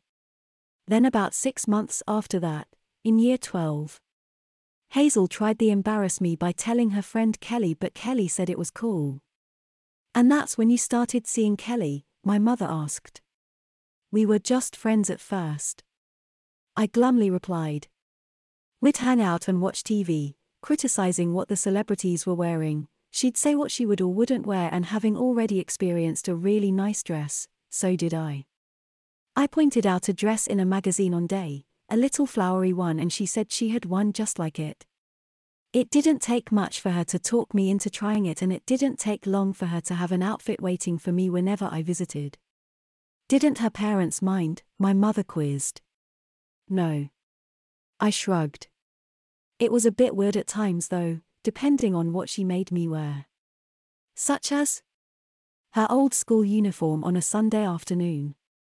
I gulped. But she dressed me up to look more St. Trinian's than Queen Mary's College. Did you always wear what she wanted? Back then I did. I didn't have out of my own, I said. Mum asked when I began buying my own clothes. I described my nervous ramblings in the charity shops and shopping with Kelly so she could do the buying bit. Eventually I plucked up the courage to buy my own clothes, a pair of tights, leggings, a skinny t-shirt maybe. Then we went to Brighton one Saturday and it was so liberal and relaxed. I not only felt comfortable buying women's clothes there, but even trying them on first. In the shops, my mother gasped. Yeah, I replied. On a few occasions I tried something on, bought it and walked out wearing it. And what did people think? It's Brighton. They didn't bat an eyelid, I said. Unlike here where curtains twitch in my wake every time I walk through the village. I added. Well, it's your lifestyle choice. It is in Brighton. In Oakham I'd rather be a normal guy. Well, it's a little late for that, my mother replied. I for one have no issue with your lifestyle choice. I regret that you couldn't tell me about it years ago and that I had to find out the way I did, but I don't regret making you walk all the way from Mrs. Dixon's last Sunday. I was worried about my mother, angry at your deceit and needed to teach you lesson, she told me. Plus, Billy did need a walk, she added. And what about Monday and Tuesday and every day since? I bluntly asked. Still teaching me a lesson? No. I'm encouraging your lifestyle choice. Enforcing it more like. Who you are in Brighton is who you'll be in Oakham, my mother retorted. Who I am in Brighton is someone who is what I like when I feel like it, I said. Sometimes it's a dress or a skirt, but mostly it's jeans and a t-shirt. My roof, my rules, Stephen, she sternly reminded me. You'll wear what you're told until I decide otherwise. And how long will that be? Mum sighed. Well, I'm not sure, maybe until I've decided how you're going to repay me the tuition's fees I've wasted on the college course, she suggested. Or maybe until you've repaid me in full, she said. I felt hard done by. That's about £1,200. I doubt she actually expects me to repay every penny and is only saying it for effect, to hammer home just how much trouble I'm in. I knew my ever-increasing bunking off would come to a head eventually, but I figured it'd be next summer when I leave with an average exam pass. Oh, don't look so hard done by. It's not as if I'm asking for the £400 a month rent back, or the £80 weekly allowance, or the £300 for your gas and electricity bill in April, my mother listed. Compared to that lot, a mere £1,200 is nothing. Where am I going to get £1,200 from? The same place as everyone else, Stephen. You get it a little bit at a time, by working for it. But I haven't got a job and no one's going to employ me dressed like this, I retorted. Certainly not in Oakham. Like I say, I'm still deciding how you can repay me. I didn't want to start throwing any ideas around, but if she does insist on me repaying her, I could start selling my clothes on eBay. I've done it before with items I didn't like or didn't fit, but even I sold everything, I'd only get a few hundred tops. It's an idea though. I leave and hang my handful of clothes in the cupboard on the landing. Many of them I'm not looking forward to wearing and were due to be resold on eBay. Eventually I pop out into the back garden and smoke a cigarette. I've only 4 left and consider going to get another pack. Then I consider not. I'd only started smoking again because I was so stressed last Sunday. I'd stopped for over a year prior to that. I look at the imprint of pale pink lipstick on the filter. At least Mum's not making me wear a horrible shade, but has made it perfectly clear that I'll be wearing what she decides. I sigh, thinking of all the clothes I'd rather wear being bundled in bags and boxes in the garage. When I return indoors, I notice that the key for the garage isn't on its hook. Mum must be keeping it elsewhere. I fill up the kettle, pop my head around the sitting room door and ask my mother if she'd like a tea or coffee. She wants neither, but does get up to start preparing supper. I can feel her watch as I make myself a drink. I really can't get over how confident you walk in those heels, she said. Are you as adept in stilettos? She asked. I'm okay. I bashfully replied. I tend to wear flats most of the time. Yet your heels outnumber flat shoes 3 to 1. Yeah, but you know how it is. I've got loads of shoes I hardly wear and just few pairs that I always wear. I said. Most of the time I'd dress down a nice outfit with a pair of plimsolls or trainers. My mother frowned. I do know how it is, Stephen, but I'm not quite ready for having girl talk with my teenage son, she said. Plus you're trying to pull the wool over my eyes. It's obvious that you wear high heels often. I've worn them more this week than any other mum. I said. I didn't potter around my flat in them. I claimed. Well, I'd think not. You had neighbors downstairs to consider, my mother replied.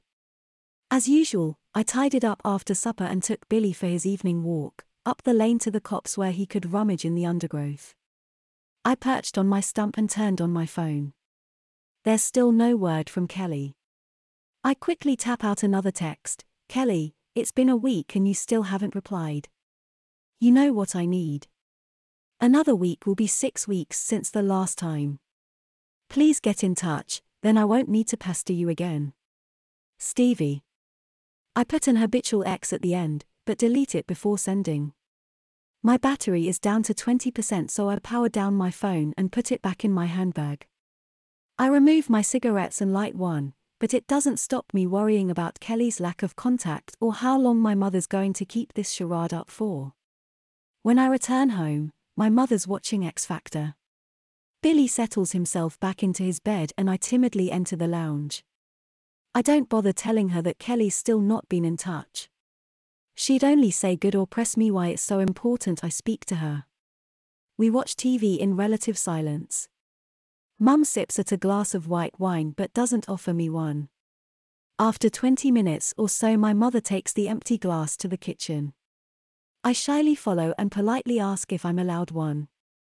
Yes, but there's only a dribble left, my mother replied, holding the bottle aloft. It's 1/3 full, which is 2 small glasses. I'd go and get another, but I've probably had one too many, she said. You wouldn't mind, would you? Going to the shop? I knowingly quizzed. If I don't go now, I'll have to go tomorrow because I've only got 2 cigarettes left, and after the week I've had, I feel like I deserve a glass of wine. It's 9:30 and the shop shuts at 10, so I check my makeup, refresh my lipstick, don my fleece, grab my handbag and leave. Colin's face appears in his window as I trot past in my noisy heels. They boom as I cross the iron railway bridge and crunch on the cinder path before click-clacking once more on the tarmacked pavements.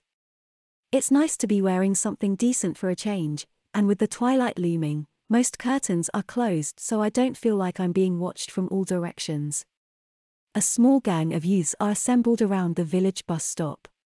They fall silent and watch as I pass them by, but when I'm a few yards beyond them, one says to another, "Do you reckon that's him?"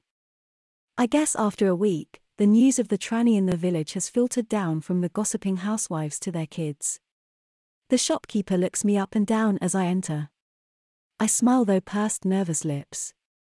Last week I'd claimed I was wearing a dress because my imaginary sister and her fictitious friends were having a bit of fun, and a week later I'm still wearing a dress. I grab a basket and fill it with milk, wine, bread and some crisps. And 20 Regal King's please. I say as I put the basket on the counter. ID, he asked. I removed it from my purse.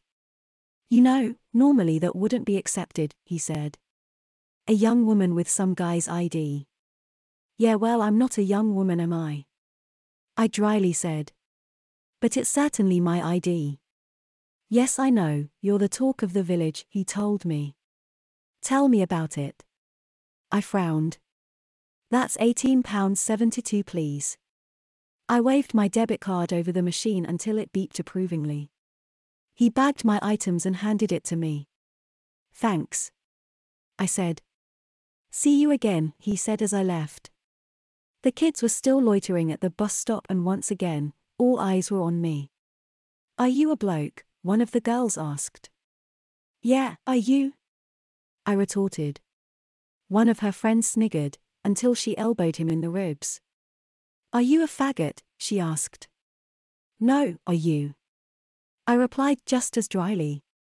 Everyone may have been cool in Brighton, but there's always some bell end with a big mouth and a small mind. I guess the same goes for Oakham. Tranny, she hollered once I'd walked past. Observant, I hollered back. By the time I returned home, it was 10 o'clock and fully dark outside. Do you mind if I kick my shoes off? I asked when I delivered 2 glasses of wine to the sitting room. At this time of night you may as well get your nightie on, my mother suggested. I hate that nightie. I whined, before suggesting that she could have let me have some of my own nightwear. You only need one nightie, she said, before insisting I wear it. It's a color and style that a middle-aged woman would find questionable. The icy turquoise color reminds me of mouthwash. The unflattering calf-length fit and lacy frilly trim reminds me of old women. On an 18-year-old it's positively horrible, and I guess my mother is fully aware of that. You didn't have to wash your makeup off, my mother said when I returned wearing her unwanted nightie. No point wearing it with this thing, I dryly replied. Mum sipped her wine and complimented it. It's just a Pinot Grigio, I replied, sipping my own. What's on? I asked. Not much, Mum replied as she flicked through the TV channels. Eventually she settled on a rom-com which wasn't very funny, but it saved us from trying to have an uncomfortable conversation. Between us we drank the bottle of wine and I felt positively tipsy when I finally went to bed.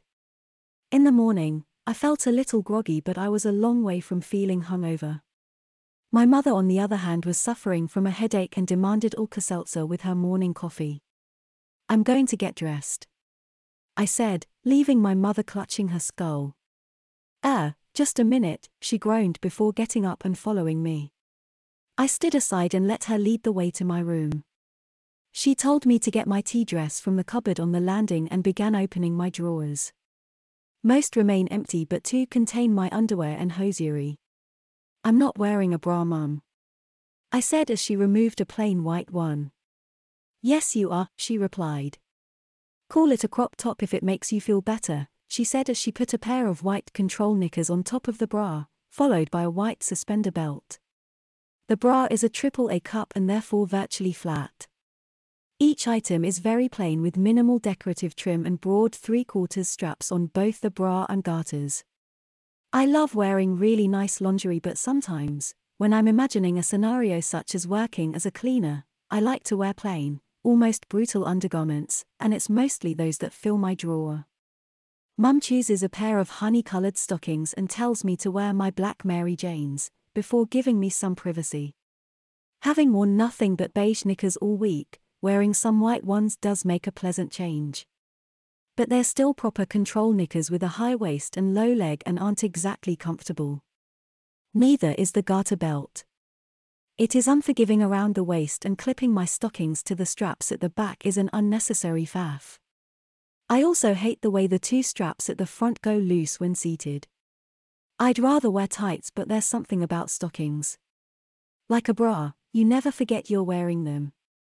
On the rare occasion that I do wear a bra, I always make sure that I fasten it properly, linking the clasp behind me like a proper woman would. I pull on the tea dress and fasten its buttons.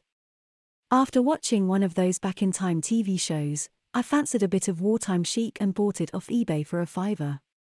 It looked okay online but fell wide of the wartime chic mark in reality. I fully intended to relist and sell it on, and now I wish I had. It looks just as dreary today as it did the first time I tried it.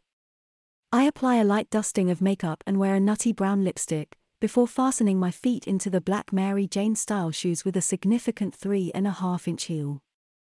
When I present myself to my mother, she looks me up and down approvingly but refrains from actually complimenting me.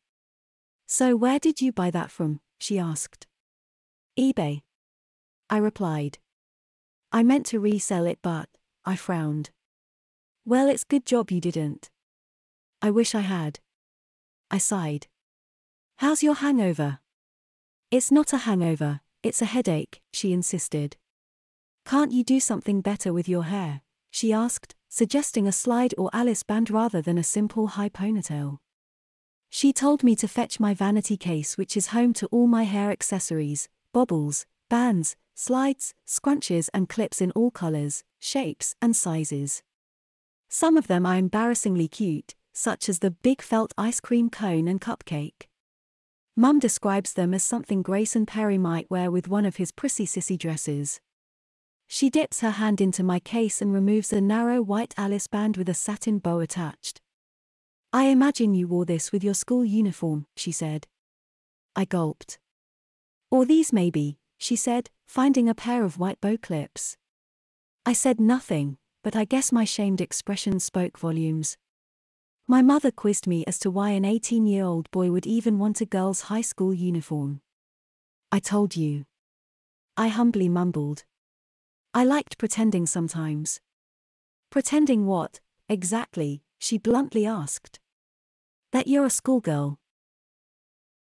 "No," I frowned. I took a breath. "I was always a boy," I said, before confessing that I sometimes imagined that the law changed and single-sex schools, like Basington Girls' Grammar, had to allow boys to enroll under some new Equal Opportunities Act, but any boys who did enroll had to wear the girls' uniform. I used to pretend I'd been sent there against my wishes because it had an excellent Ofsted rating and my education came first. I used to imagine how awful it must be, waiting for the school bus alongside all the kids from the comprehensive school and being sniggered at because I'm wearing a pleated skirt and white knee socks. "You've got quite an imagination," my mother replied as she slowly rummaged through my collection of hair accessories. "And the housekeeper's frock?" she quizzed. Reluctantly, I described a scenario. I needed a job, but all the agency would offer me was cleaning work.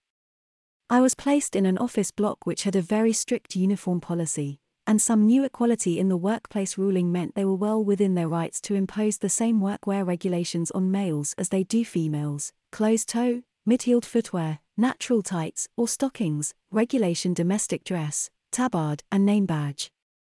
"Interesting," my mother said. "Do you always imagine that it's some rule or regulation that puts you in women's clothing?" "Not always, sometimes I pretend it's just normal," I replied. "And in a place like Brighton it pretty much is." "Well, you're far from normal, Stephen," my mother sternly reminded me. "Take that ponytail out and put this in," she said, handing me a cheap blue plastic hairband with a molded blue lump of a bow on one side. "Sneer all you like, young man. I'm sure someone with your imagination can concoct a story to justify why an 18-year-old boy is wearing a Sunday dress. I don't have to imagine anything, my mother's making me wear it," I dryly replied as I pulled out my ponytail and slipped the band in my hair. "And you're far more willing than you make out," my mother claimed. "I don't have much choice, do I?" I sighed. "No," my mother chirped as she picked up a hairbrush. She removed the band, brushed my hair into a center parting, tucked it behind my ears and put the band back in position. "That's better," she claimed. I checked my reflection. I look daggy, but I've looked worse. With my mother feeling queasy, I fetched her endless cups of tea that morning. After an hour or two, I didn't mind my drab calf-length dress quite so much, but my underwear never ceased to feel uncomfortable. The bra grips me snugly around both chest and shoulders, and my suspender belt has an unforgiving grasp around my waist. Every time I sit or stand or climb the stairs, I can feel the straps shifting over my hips and tugging at my stockings that need hitching up every hour or so. In the early afternoon, I took Billy for a walk up to the copse as usual and enjoyed a cigarette as he ran around the trees. I heard the sound of a car trundling up the lane, so kept my head down, but it pulled in just by the entrance to the copse and beeped its horn. I reluctantly sauntered over as its window wound down. "Excuse me," a very well-spoken lady asked. "Is this the way to the bowling club?" Yeah." I gulped as her jaw dropped a little. "Carry on up here, turn left at the brick cottage, then it's the next right and right again." "Left then right," she clarified. "Yes. Thank you," she chirped as she wound up the window. They drove off and I felt embarrassed. It was clear that she thought I was female until I spoke. "Billy!" I hollered. He came bounding out of the trees and ran head first into his leash. "Come on, boy," I said. The moment I returned home, my mother asked if I'd pop to the village shop for her. "What for?" I asked. "I got milk and bread yesterday," I reminded her. She wanted some ready-made Aunt Bess's Yorkshire puddings and roast potatoes because she didn't feel up to making them from scratch today. I suggested we have mashed or boiled potatoes instead, and skip the Yorkshire puddings altogether, but my mother insisted that because it's Sunday, we need proper roast potatoes and Yorkshire puddings. At least this dress is more appropriate than last week when I trotted through the village wearing my short satin tiered dress. And after a week, I guess the residents are getting used to seeing the village tranny trotting about in his heeled shoes and horrible clothes. Again, it's warm and sunny, and being a Sunday, many a lawn is being mowed and many a car is being washed. Children play noisily on the streets, people walk their dogs, a group of cyclists pedal through the village, and predictably, I seem to be drawing an awful lot of glances. When I returned, Mum had the oven warming up and was basting a small whole chicken ready for roasting. She gave me her apron and had me chopping the cabbage, peeling the carrots and topping and tailing the green beans. The dulcet tones of Radio 4 crackled from a tinny transistor radio on the windowsill whilst the washing machine whined and whirred in the background. Mum put the chicken in the oven and told me how long it would take, before telling me when the vegetables would need to go on, and suggesting I check how long the frozen roast potatoes and Yorkshire puddings need to cook. The washing machine spun to a crescendo, then stuttered and jolted to an abrupt halt. "Shall I empty that?" I asked knowingly. "Please," Mum replied.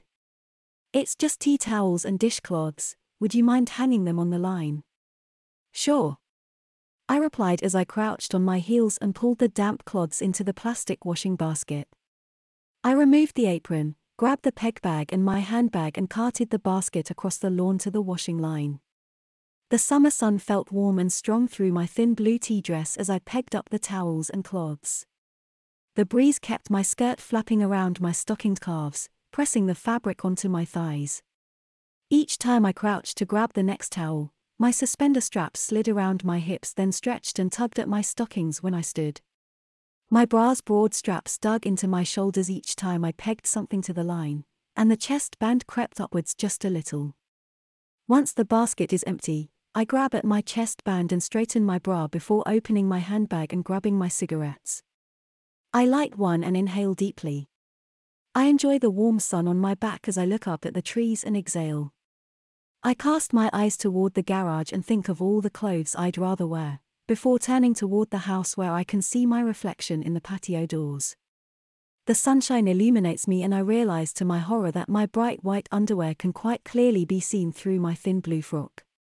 A mortified hand covers my gasping mouth as I begin the trot quite briskly towards the doors. It's not so noticeable as I enter the shade, but... "Oh Mum, you could have told me that I needed a slip," I exclaimed. "Outside with that thing," she said, nodding at the half-smoked cigarette in my hand. Sorry, I said as I quickly retreated to the patio door and put myself just outside it. Mum asked me why I thought I needed a slip. Because you can see my undies, I exclaimed, gesturing. Mum claimed she couldn't, so I stepped back into the sunlight, nervously glancing up at the neighbor's windows before looking at my slightly distorted reflection in the patio door. I turned my back to the sun but kept my eyes on my reflection, before quickly trotting back into shade. It's even more obvious from the back. I whined through the open door before sucking desperately on my cigarette. My mother insisted that she hadn't noticed, but did agree that my white underwear was immediately apparent when I stepped into the sunshine. I can't believe I've just walked through the village with all and sundry being able to see my underwear, I moaned before taking a final drag on my cigarette. Somehow I felt that my mother should have noticed and could have told me. Don't blame me, Stephen, my mother retorted. It's up to you to check, she stated. Would you like to borrow a slip? Can I? I timidly asked, before telling her that I should have some of my own in amongst my stuff in the garage. That's out of bounds until I've decided what to do with it, and you, she sternly replied. Plus I've got just the thing, she added in a lighter tone. She went to her room and I shyly followed. She rummaged in one of her drawers whilst I looked at my full reflection in her mirrored wardrobe doors. I can see my underwear, but it's not so obvious inside. I curse myself for not checking whilst my mother finds what she was looking for. It's actually a nightie, but it'll do as a slip, she said, handing me a familiar-looking garment.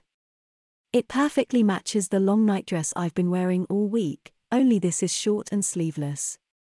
You can keep that. Mum tells me. It was a sleepwear set your grandmother bought me years ago. You've already got the other half and I've never really liked it. Thanks. I gulped. Lucky me. 2 horrible nighties, I think, as I head to my room. I unbutton the dress and step out of it before spending a second looking at my underwear.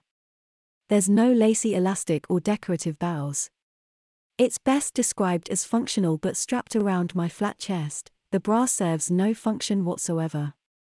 It's one of the few actual bras that I've bought myself after deciding that in my boy goes to girls school fantasy, all the boys would have to wear a bra to deter them from twanging the girls' straps. I hoped the rare AAA cup size would be ideal for my flat chest, but they're empty and a little baggy. I pull the icy turquoise nightie over my head and make sure its broad lace straps lay flat over my shoulders. Its lacy hem lands mid-thigh and covers my stocking tops. If its color wasn't so repugnant, it'd be quite a nice garment. I step into my tea dress and button it up. Is that better? I ask my mother as I return to the kitchen. Much, she tells me. You left the laundry basket on the lawn. I walk out and fetch it, checking my sunlit reflection in the patio doors as I return. I can't believe I didn't think to check if I needed a slip before going to the village, or taking Billy for a walk. I'll know next time. I glanced at the time. The roasties need to go in, I said as I opened the freezer. My mother sat at the table and made the Sunday dinner by telling me what to do and when: baste the chicken, turn the potatoes, put the carrots on, then the cabbage, put the Yorkshire puddings in and steam the green beans. Remove the chicken, drain the juices, let it rest. Combine the juices with the cabbage water and stir in some gravy granules, put the plates on to warm. The final 5 minutes were a bit of a whirlwind, but I felt really proud of myself when I placed an appetizing plate under my mother's nose. You've done really well, Stephen, the gravy's lovely and thick, she complimented as she poured it over her chicken, veg and potatoes. I only did what you told me, I humbly replied. I wouldn't have had a clue otherwise. What did you cook in Brighton? She asked. Or did you cook? She quizzed. Yeah, but it was oven chips and omelettes, ping dinners, and pizzas, I pessimistically replied. I can boil veg and make mash, but making an omelette is about the limit of my cooking skills, I optimistically added. Oh, and cauliflower cheese, I added. Do you buy the cheese sauce or make it? I make it, I replied. Kelly taught me, I added, before briefly explaining the process. Being able to make a good white sauce from scratch is something to be proud of, and versatile, she said. Adding cheese is one thing, but adding pepper or garlic instead, or onions and mushrooms means it can be used on meat, veg or pasta dishes, and leaving it plain is ideal for lasagna. I've never thought of it like that before, I replied. I've only ever made cauliflower cheese. Well, if you're interested in cooking, I'll quite happily teach you, my mother offered, before suggesting I make her one of my omelets one day. And that cauliflower cheese, she chirped. Yes, course, I timidly replied. Afterwards, I washed the dishes and wiped the worktops, cleaned the hob and the glass oven door, then had a cigarette in the garden. The towels I'd hung out are still a little damp, and I recalled the shameful moment when I realized just how thin my frock was. I also recalled my stroll to the shop, oblivious to the fact that my bright white underwear was visible to all and sundry and emit a regrettable groan. Indoors, my mother is on the phone and I unwittingly overhear her half of the conversation. No, he hasn't. I was waiting for him to say something. He's just walked in, she said as I entered the lounge. I wondered who she was talking to. Granny maybe? Or Mrs. Dixon? That's more likely, I figured. I'll put you on, Mum said, handing the telephone to me. It's Kelly. That's the very last name I expected to hear. I took the phone and marched out of the lounge. Kelly, why didn't you call my mobile? I've tried like 5 times today, she bluntly retorted. But it's gone on to voicemail every time. Sorry, it's switched off. I haven't got a charge cable, I said. Why didn't you call me? Because your mother told me not to, she replied. Sorry it ended the way it did, but did your mum explain that you were going to dump me anyway? I said as I stepped into the garden. Yeah, she said. Your mum told me to break it off. She said she'd never liked me and claimed I was a bad influence. She paused. And the last few months I've been getting tired of your me attitude. You think everything's about you. It's all, how does Stevie look? You look at Stevie's hair, isn't Stevie girly? That's not fair, you know I like dressing up. Yeah, but it's not all about you, she said. Sometimes I want to be the girl. Sometimes I want to wake up in a man's arms, and just occasionally, I'd have liked to send you a picture of dress that I really liked and you didn't go and buy it for yourself, she growled. I was livid when you turned up with it last Saturday, but because everything's about Stevie, I had to play nice and tell you that you looked great when I was really pissed off. But I gulped. I thought she'd sent me the picture of the little blue party dress because she thought I'd look good in it. That's the problem, Stevie, you always think about yourself first. I've spent the last few weeks wondering how to break it to you, then your mum turned up and made it easy for me, she bluntly told me. Is it true you've been seeing other guys? I asked. Behind my back. When you're in Brighton and I'm in Basington, it's hardly behind your back, Stevie. I knew there was something going on when you skipped a few visits in the spring. I grumbled. Anyway, I get that it's over, but I need my key, I said in my most serious voice. It's gonna be 6 weeks this week. I stopped speaking immediately. What? I said I gave it to your mother. Kelly replied. What? You heard. No, Kelly. Please tell me this is a wind-up, I pleaded. Does she know what it's for? Why don't you ask her? Kelly said, then she immediately hung up. I slowly made my way back inside. I felt numb. From the top of my head to the tips of my toes, totally numb. My mother sat with an expectant expression on her face. She reached out her hand, beckoning for the cordless phone. I placed it in her hand. Anything you want to tell me, she asked. I moved my mouth but nothing came out. I tried again and emitted a faint croak. She dipped her fingers inside the collar of her blouse and slowly removed a necklace. Is this that thing you so desperately needed from Kelly? I gulped so hard that I almost swallowed my tongue when she revealed the tiny brass key. How I'm going to explain this, I've no idea. You'd better sit down, my mother instructed. I gulped and Saturday. My knees actually knocked together as I nervously fumbled my fingers. Did coo, did she, I gulped again. Did she tell you what it's for? Oh yes, my mother replied. But what I really want to know, Stephen, is why? I hesitantly began. You'll never understand. Try me.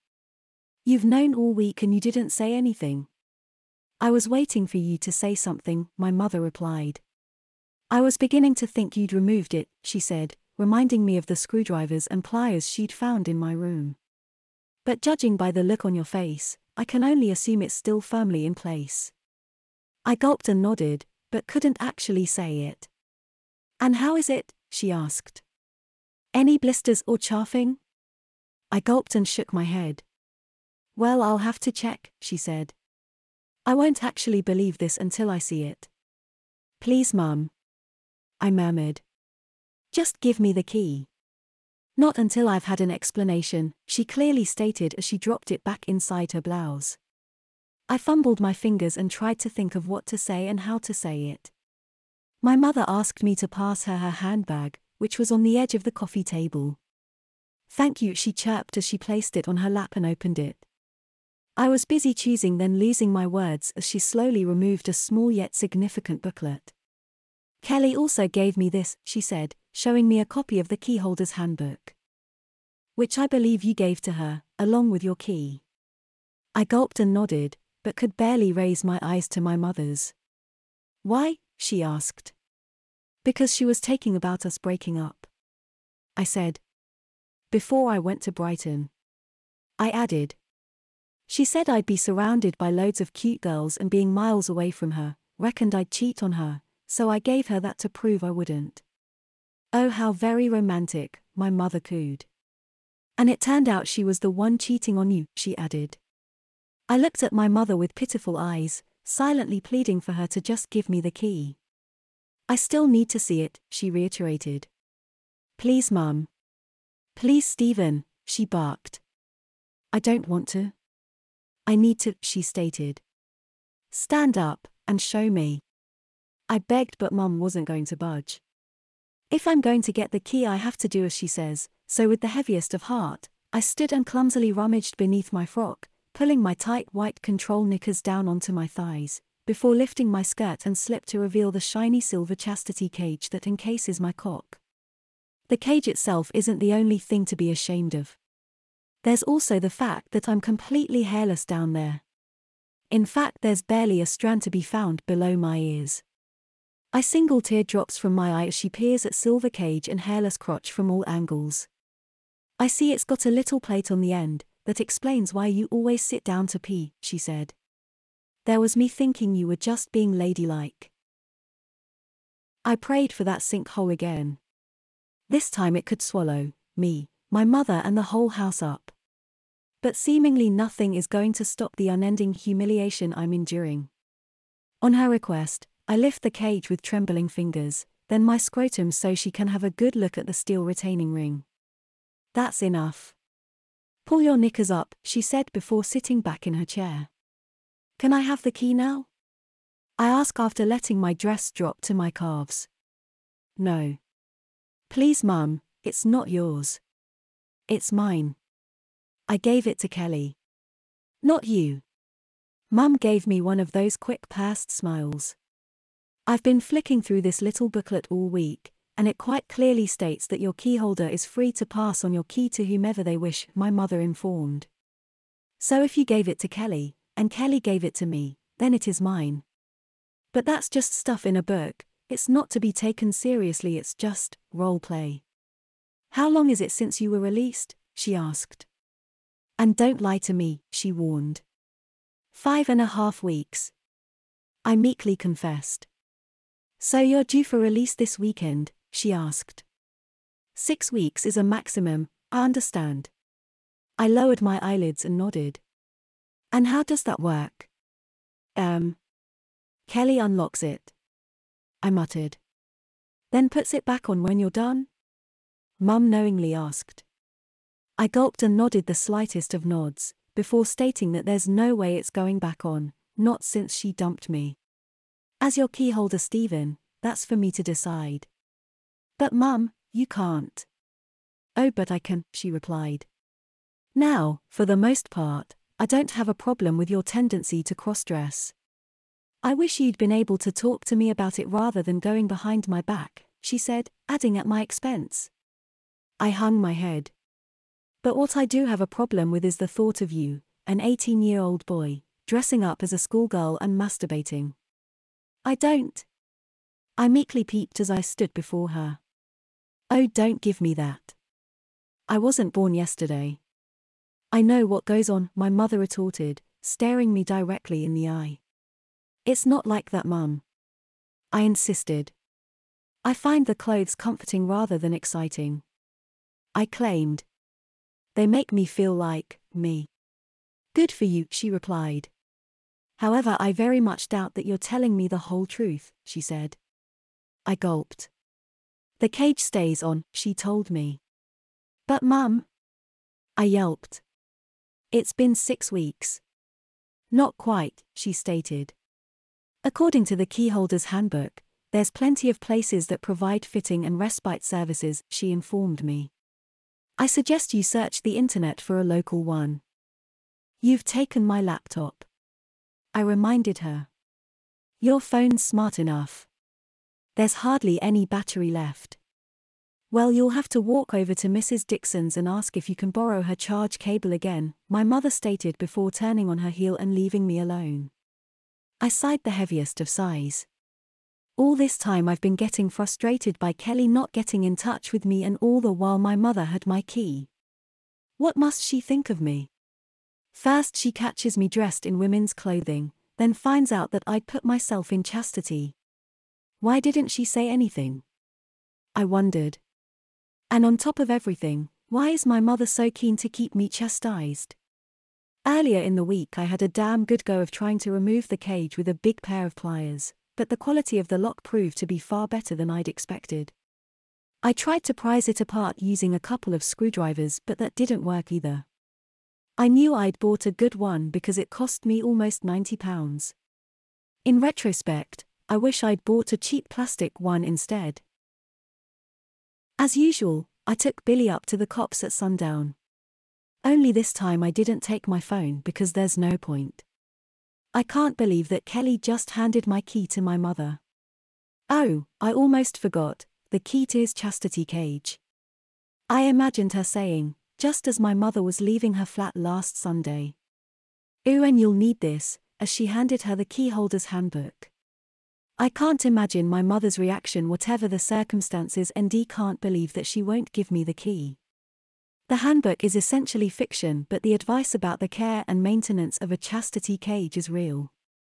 It tells me how to maintain hygiene and recommends that I apply lube around the retaining ring to prevent chafing and keep myself hairless to prevent snagging. All the stuff about the keyholder's rights and earning my respite is pure fiction, and Kelly knew that. My heart sinks when I return home to find my mother casually leafing through the keyholder's handbook. I sheepishly sit in the armchair opposite her. After a few minutes of uncomfortable silence, and my mother slowly turns the pages, I say, "You know it's mostly fiction, don't you?" My mother didn't respond. "All the stuff about keyholders," I added. "Maybe so, but you put yourself in chastity and handed the key to your girlfriend, and she gave it to me." "But it's nonsense, the key's not hers to give away, it's mine." "It's a nonsense that you bought into when you handed the key to Kelly." "So?" "The same nonsense gave Kelly the right to give the key to me," my mother replied. "And it's this very nonsense that's preventing me from giving the key to you," she stated, holding the booklet aloft. "At least for the time being," she added. "But Mum." "But nothing, Stephen. It's not my doing that you're in chastity, but it is my decision that you remain there. Just as it wasn't me that put you in women's clothes, you did that all by yourself, and at my expense," my mother retorted. "In fact, thinking about it, you probably bought the chastity cage with my money too." What do I have to do to get my life back? I bluntly asked her. You've taken everything from me and now you can't do this, Mum. You know what you have to do, you have to repay the money I've wasted on your tuition fees, my mother replied. But how? I whined. I haven't got a job, I stated. Or any savings. Well, I've been thinking, my mother replied in a more thoughtful tone. I could employ you on a part-time basis as the cleaner, say, 3 mornings a week for minimum wage, she said. That'd be around £60 a week. I quickly totted up some figures in my head. That'd take 5 months. And Mrs. Dixon said a few months ago that she quite fancied a cleaner a couple of times a week, and you've already got your uniform. You've got to be kidding. I'm offering you a way out, Stephen. I don't have to employ you, she told me. But I do have to demonstrate that there are consequences to you taking advantage of me. Think yourself lucky that I'm not making you repay the money I've wasted on rent and bills, not to mention your allowance. I couldn't believe what I was hearing. Is my mother seriously suggesting that I become a cleaner, not only for her but for Mrs. Dixon too? I've always imagined myself as a lowly cleaner, hence me having a housekeeper's uniform, but that's just role play.